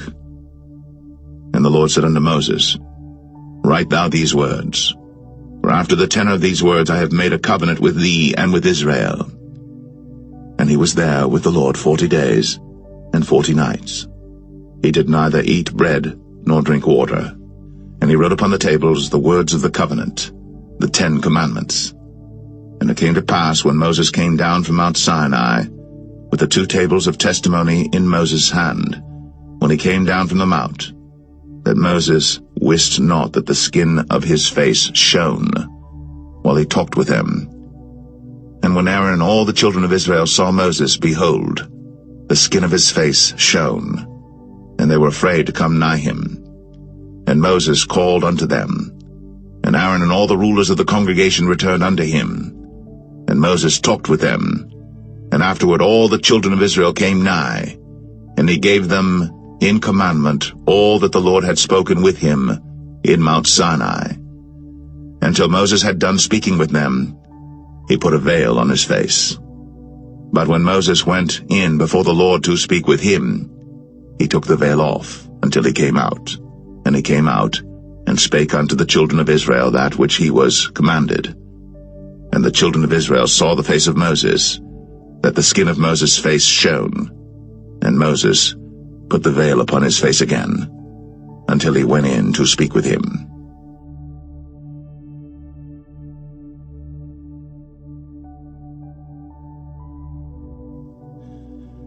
Exodus 35. And Moses gathered all the congregation of the children of Israel together, and said unto them, These are the words which the Lord hath commanded, that ye should do them. 6 days shall work be done, but on the 7th day there shall be to you an holy day, a Sabbath of rest to the Lord. Whosoever doeth work therein shall be put to death. Ye shall kindle no fire throughout your habitations upon the Sabbath day. And Moses spake unto all the congregation of the children of Israel, saying, This is the thing which the Lord commanded, saying, Take ye from among you an offering unto the Lord. Whosoever is of a willing heart, let him bring it, an offering of the Lord, gold and silver and brass, and blue and purple and scarlet and fine linen and goat's hair, and rams' skins dyed red, and badgers' skins, and shittim wood, and oil for the light, and spices for anointing oil, and for the sweet incense, and onyx stones, and stones to be set for the ephod and for the breastplate. And every wise-hearted among you shall come, and make all that the Lord hath commanded, the tabernacle, his tent, and his covering, his taches, and his boards, his bars, his pillars, and his sockets, the ark and the staves thereof, with the mercy seat and the veil of the covering, the table and his staves, and all his vessels, and the showbread, the candlestick also for the light, and his furniture, and his lamps, with the oil for the light, and the incense altar, and his staves, and the anointing oil, and the sweet incense, and the hanging for the door at the entering in of the tabernacle, the altar of burnt offering, with his brazen grate, his staves, and all his vessels, the laver and his foot, the hangings of the court, his pillars, and their sockets, and the hanging for the door of the court, the pins of the tabernacle, and the pins of the court, and their cords, the cloths of service, to do service in the holy place, the holy garments for Aaron the priest, and the garments of his sons to minister in the priest's office. And all the congregation of the children of Israel departed from the presence of Moses. And they came, every one whose heart stirred him up, and every one whom his spirit made willing. And they brought the Lord's offering to the work of the tabernacle of the congregation, and for all his service, and for the holy garments. And they came, both men and women, as many as were willing-hearted, and brought bracelets and earrings and rings and tablets, all jewels of gold. And every man that offered an offering of gold unto the Lord. And every man with whom was found blue and purple and scarlet and fine linen and goat's hair, and red skins of rams and badgers' skins brought them. Every one that did offer an offering of silver and brass brought the Lord's offering, and every man with whom was found shittim wood for any work of the service brought it. And all the women that were wise-hearted did spin with their hands, and brought that which they had spun, both of blue and of purple and of scarlet and of fine linen. And all the women whose heart stirred them up in wisdom spun goat's hair. And the rulers brought onyx stones, and stones to be set for the ephod and for the breastplate, and spice, and oil for the light, and for the anointing oil, and for the sweet incense. The children of Israel brought a willing offering unto the Lord, every man and woman whose heart made them willing to bring for all manner of work, which the Lord had commanded to be made by the hand of Moses. And Moses said unto the children of Israel, See, the Lord hath called by name Bezalel the son of Uri, the son of Hur, of the tribe of Judah. And he hath filled him with the Spirit of God in wisdom, in understanding, and in knowledge, and in all manner of workmanship, and to devise curious works, to work in gold, and in silver, and in brass, and in the cutting of stones, to set them, and in carving of wood, to make any manner of cunning work. And he hath put in his heart that he may teach, both he and Aholiab, the son of Ahisamach, of the tribe of Dan. Them hath he filled with wisdom of heart, to work all manner of work, of the engraver, and of the cunning workman, and of the embroiderer, in blue, and in purple, and scarlet, and in fine linen, and of the weaver, even of them that do any work, and of those that devise cunning work.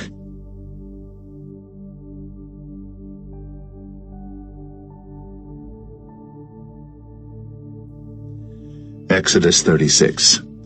Then wrought Bezalel, and Aholiab, and every wise-hearted man, in whom the Lord put wisdom and understanding to know how to work all manner of work for the service of the sanctuary, according to all that the Lord had commanded. And Moses called Bezalel and Aholiab, and every wise-hearted man in whose heart the Lord had put wisdom, even every one whose heart stirred him up to come unto the work to do it. And they received of Moses all the offering, which the children of Israel had brought for the work of the service of the sanctuary, to make it withal. And they brought yet unto him free offerings every morning. And all the wise men that wrought all the work of the sanctuary came every man from his work which they made. And they spake unto Moses, saying, The people bring much more than enough for the service of the work, which the Lord commanded to make. And Moses gave commandment, and they caused it to be proclaimed throughout the camp, saying, Let neither man nor woman make any more work for the offering of the sanctuary. So the people were restrained from bringing. But the stuff they had was sufficient for all the work to make it, and too much. And every wise-hearted man among them that wrought the work of the tabernacle made 10 curtains of fine twined linen, and blue, and purple, and scarlet. With cherubims of cunning work made he them. The length of one curtain was 28 cubits, and the breadth of one curtain 4 cubits. The curtains were all of one size. And he coupled the 5 curtains one unto another, and the other 5 curtains he coupled one unto another. And he made loops of blue on the edge of one curtain from the selvage in the coupling. Likewise he made in the uttermost side of another curtain in the coupling of the second.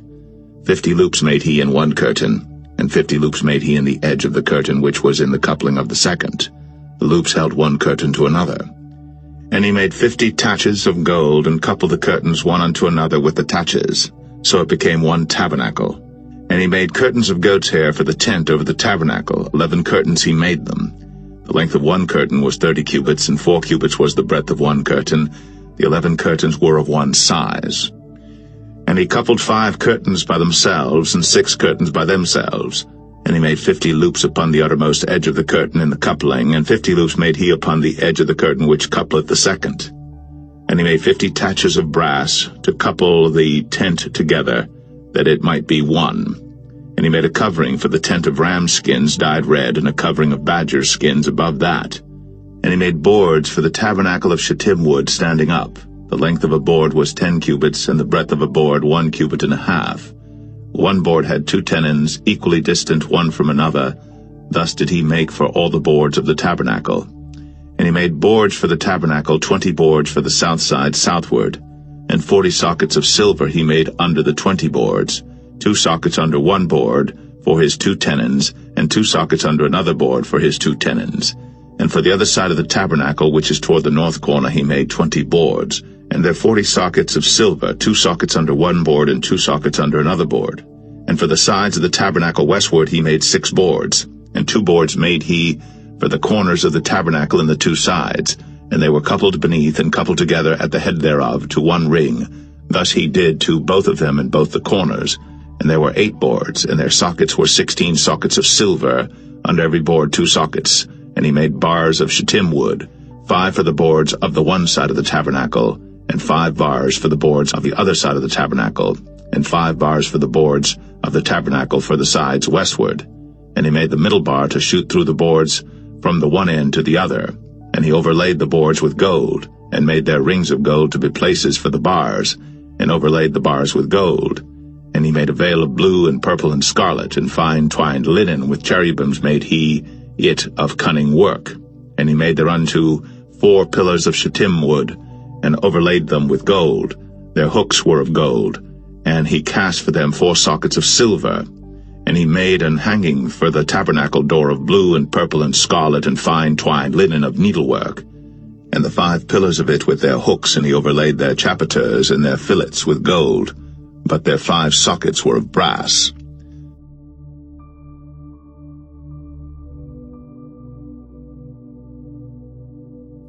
Exodus 37. And Bezalel made the ark of shittim wood. 2 cubits and a half was the length of it, and 1 cubit and a half the breadth of it, and 1 cubit and a half the height of it.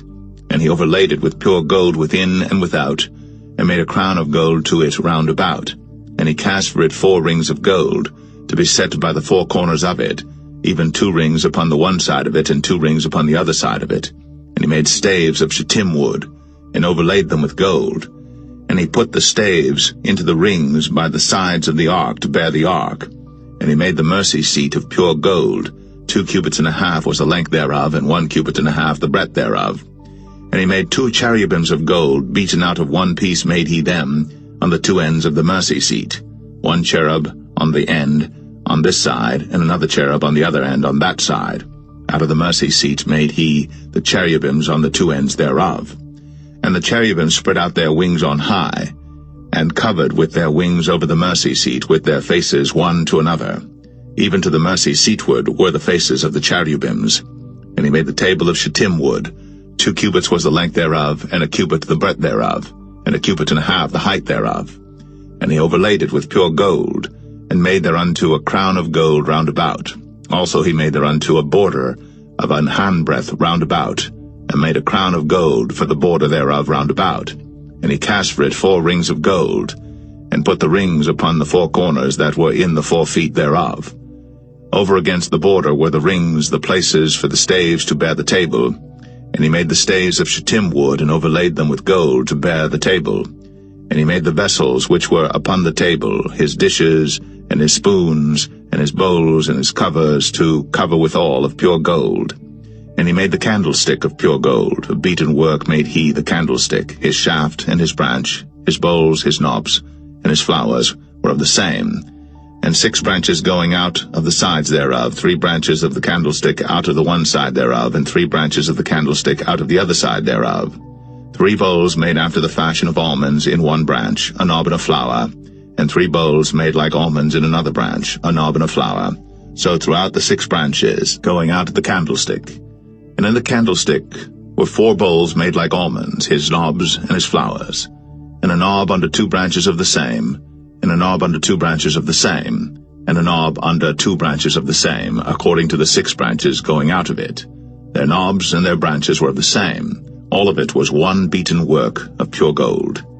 And he made his 7 lamps, and his snuffers, and his snuff dishes of pure gold. Of a talent of pure gold made he it, and all the vessels thereof. And he made the incense altar of shittim wood. The length of it was 1 cubit, the breadth of it 1 cubit. It was 4 square, and 2 cubits was the height of it. The horns thereof were of the same. And he overlaid it with pure gold, both the top of it and the sides thereof round about, and the horns of it. Also he made unto it a crown of gold round about. And he made 2 rings of gold for it under the crown thereof, by the 2 corners of it upon the 2 sides thereof, to be places for the staves to bear it withal. And he made the staves of shittim wood, and overlaid them with gold. And he made the holy anointing oil, and the pure incense of sweet spices, according to the work of the apothecary.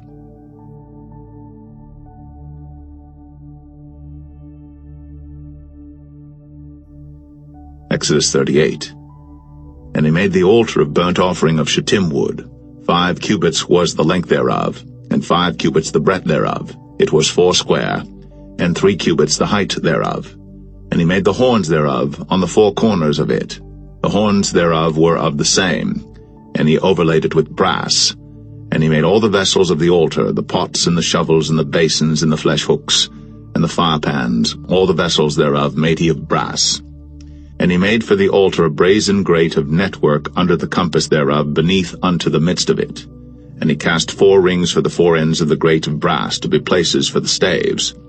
And he made the staves of shittim wood, and overlaid them with brass. And he put the staves into the rings on the sides of the altar, to bear it withal. He made the altar hollow with boards. And he made the laver of brass, and the foot of it of brass, of the looking glasses of the women assembling, which assembled at the door of the tabernacle of the congregation. And he made the court. On the south side southward the hangings of the court were of fine twined linen, 100 cubits. Their pillars were 20, and their brazen sockets 20. The hooks of the pillars and their fillets were of silver. And for the north side the hangings were 100 cubits, their pillars were 20, and their sockets of brass 20. The hooks of the pillars and their fillets of silver. And for the west side were hangings of 50 cubits, their pillars 10, and their sockets 10. The hooks of the pillars and their fillets of silver. And for the east side eastward 50 cubits. The hangings of the one side of the gate were 15 cubits, their pillars 3, and their sockets 3. And for the other side of the court gate, on this hand and that hand, were hangings of 15 cubits, their pillars 3, and their sockets 3. All the hangings of the court round about were of fine twined linen, and the sockets for the pillars were of brass, the hooks of the pillars and their fillets of silver, and the overlaying of their chapiters of silver, and all the pillars of the court were filleted with silver. And the hanging for the gate of the court was needlework, of blue and purple and scarlet and fine twined linen, and 20 cubits was the length, and the height and the breadth was 5 cubits, answerable to the hangings of the court. And their pillars were 4, and their sockets of brass 4, their hooks of silver, and the overlaying of their chapiters and their fillets of silver. And all the pins of the tabernacle and of the court round about were of brass. This is the sum of the tabernacle, even of the tabernacle of testimony, as it was counted, according to the commandment of Moses, for the service of the Levites, by the hand of Ithamar, son to Aaron the priest. And Bezalel, the son of Uri, the son of Hur, of the tribe of Judah, made all that the Lord commanded Moses. And with him was Aholiab, son of Ahisamach, of the tribe of Dan, an engraver, and a cunning workman, and an embroiderer in blue, and in purple, and in scarlet, and fine linen. All the gold that was occupied for the work, and all the work of the holy place, even the gold of the offering, was 29 talents, and 730 shekels after the shekel of the sanctuary. And the silver of them that were numbered of the congregation was 100 talents, and 1,760 shekels after the shekel of the sanctuary. A bekah for every man, that is, half a shekel, after the shekel of the sanctuary, for every one that went to be numbered, from 20 years old and upward, for 600,000 and 3,550 men. And of the 100 talents of silver were cast the sockets of the sanctuary, and the sockets of the veil, and 100 sockets of the 100 talents, a talent for a socket. And of the 1,775 shekels he made hooks for the pillars, and overlaid their chapiters, and filleted them. And the brass of the offering was 70 talents, and 2,400 shekels.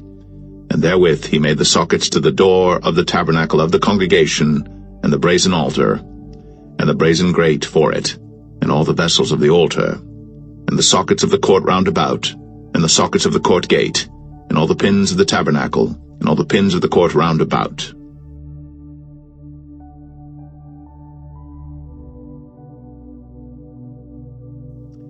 Exodus 39. And of the blue, and purple, and scarlet they made cloths of service, to do service in the holy place, and made the holy garments for Aaron, as the Lord commanded Moses. And he made the ephod of gold, blue, and purple, and scarlet, and fine twined linen. And they did beat the gold into thin plates, and cut it into wires, to work it in the blue, and in the purple, and in the scarlet, and in the fine linen, with cunning work. They made shoulder pieces for it, to couple it together. By the 2 edges was it coupled together. And the curious girdle of his ephod that was upon it was of the same, according to the work thereof, of gold, blue, and purple, and scarlet, and fine twined linen, as the Lord commanded Moses. And they wrought onyx stones enclosed in ouches of gold, graven as signets are graven, with the names of the children of Israel. And he put them on the shoulders of the ephod, that they should be stones for a memorial to the children of Israel, as the Lord commanded Moses. And he made the breastplate of cunning work, like the work of the ephod, of gold, blue, and purple, and scarlet, and fine twined linen. It was 4 square. They made the breastplate double. A span was the length thereof, and a span the breadth thereof, being doubled. And they set in it 4 rows of stones. The first row was a sardius, a topaz, and a carbuncle. This was the first row. And the second row an emerald, a sapphire, and a diamond. And the third row a ligure, an agate, and an amethyst. and the fourth row a beryl, an onyx, and a jasper. They were enclosed in ouches of gold in their enclosings. And the stones were according to the names of the children of Israel, 12 according to their names, like the engravings of a signet, every one with his name, according to the 12 tribes. And they made upon the breastplate chains at the ends of wreathen work of pure gold. And they made 2 ouches of gold and 2 gold rings, and put the 2 rings in the 2 ends of the breastplate. And they put the 2 wreathen chains of gold in the 2 rings on the ends of the breastplate. And the 2 ends of the 2 wreathen chains they fastened in the 2 ouches, and put them on the shoulder pieces of the ephod before it. And they made 2 rings of gold, and put them on the 2 ends of the breastplate, upon the border of it, which was on the side of the ephod inward. And they made 2 other golden rings, and put them on the 2 sides of the ephod underneath, toward the forepart of it, over against the other coupling thereof, above the curious girdle of the ephod. And they did bind the breastplate by his rings unto the rings of the ephod with a lace of blue, that it might be above the curious girdle of the ephod, and that the breastplate might not be loosed from the ephod, as the Lord commanded Moses. And he made the robe of the ephod of woven work, all of blue. And there was an hole in the midst of the robe, as the hole of an habergeon, with a band round about the hole, that it should not rend. And they made upon the hems of the robe pomegranates of blue and purple and scarlet and twined linen. And they made bells of pure gold, and put the bells between the pomegranates upon the hem of the robe, round about between the pomegranates, a bell and a pomegranate round about the hem of the robe to minister in, as the Lord commanded Moses. And they made coats of fine linen of woven work for Aaron and for his sons, and a mitre of fine linen, and goodly bonnets of fine linen, and linen breeches of fine twined linen, and a girdle of fine twined linen, and blue and purple and scarlet of needlework, as the Lord commanded Moses. And they made the plate of the holy crown of pure gold, and wrote upon it a writing like to the engravings of a signet, Holiness to the Lord. And they tied unto it a lace of blue to fasten it on high upon the mitre, as the Lord commanded Moses. Thus was all the work of the tabernacle of the tent of the congregation finished. And the children of Israel did according to all that the Lord commanded Moses, so did they.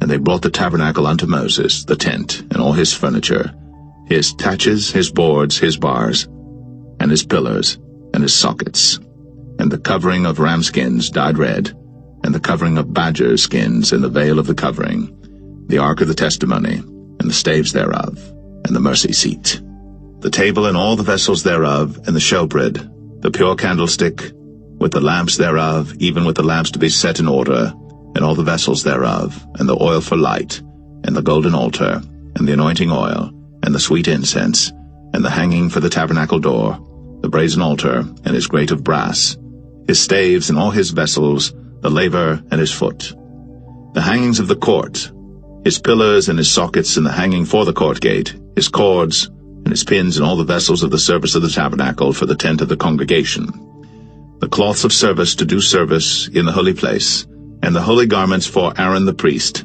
and his sons' garments, to minister in the priest's office. According to all that the Lord commanded Moses, so the children of Israel made all the work. And Moses did look upon all the work, and behold, they had done it, as the Lord had commanded, even so had they done it. And Moses blessed them.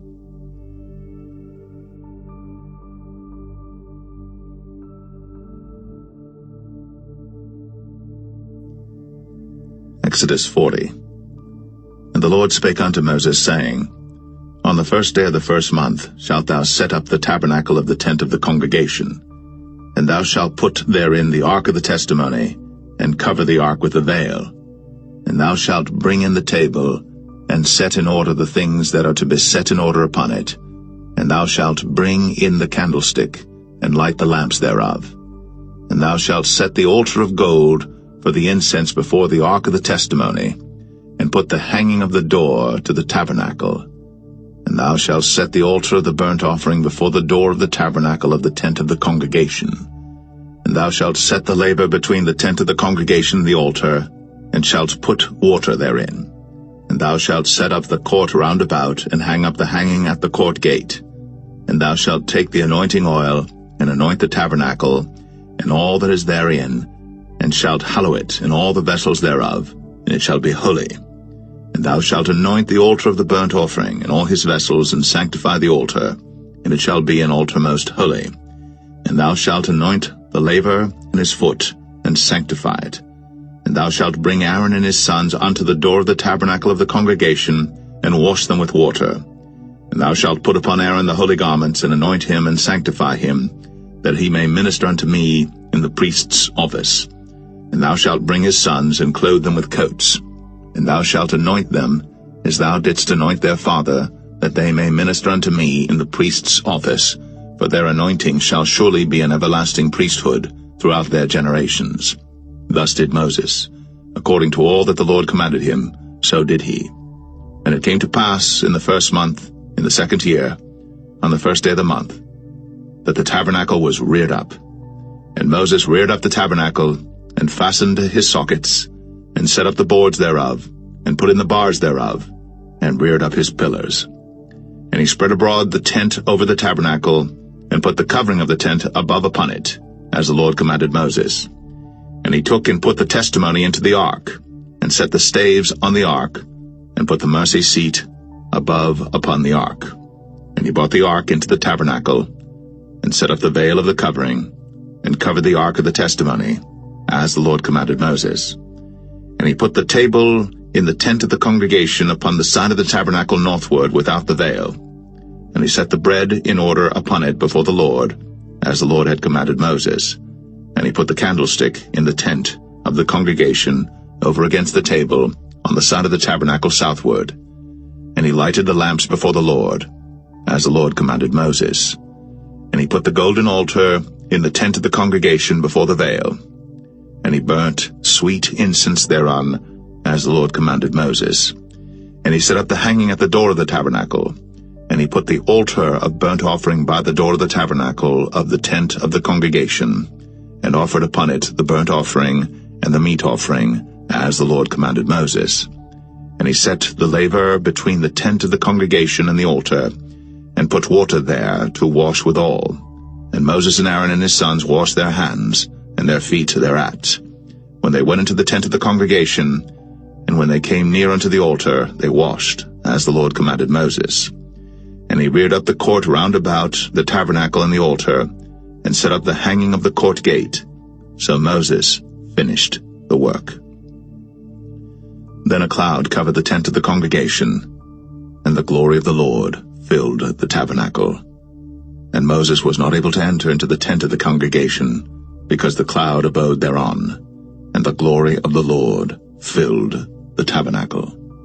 And when the cloud was taken up from over the tabernacle, the children of Israel went onward in all their journeys. But if the cloud were not taken up, then they journeyed not till the day that it was taken up. For the cloud of the Lord was upon the tabernacle by day, and fire was on it by night, in the sight of all the house of Israel, throughout all their journeys. Obrigado por assistir aos nossos vídeos aqui no canal. Gostaria de convidá-los a se juntarem a nós em nossos novos canais, Mais da Bíblia Hoje Kids, e vamos jogar família gincanas bíblicas. No Mais da Bíblia Hoje Kids você encontrará uma variedade de conteúdo divertido e educativo para crianças, que ajudará a fortalecer sua fé e conhecimento da Bíblia. E em Vamos Jogar Família você poderá desfrutar de jogos interativos e desafiadores, gincanas bíblicas, que envolvem toda a família em momentos de aprendizado e diversão. Não perca a oportunidade de se juntar a nós em nossos novos canais e continuar aprendendo e crescendo em sua jornada espiritual. Inscreva-se agora e não se esqueça de compartilhar com seus amigos e familiares. Obrigado novamente por apoiar nosso canal e esperamos vê-lo em breve.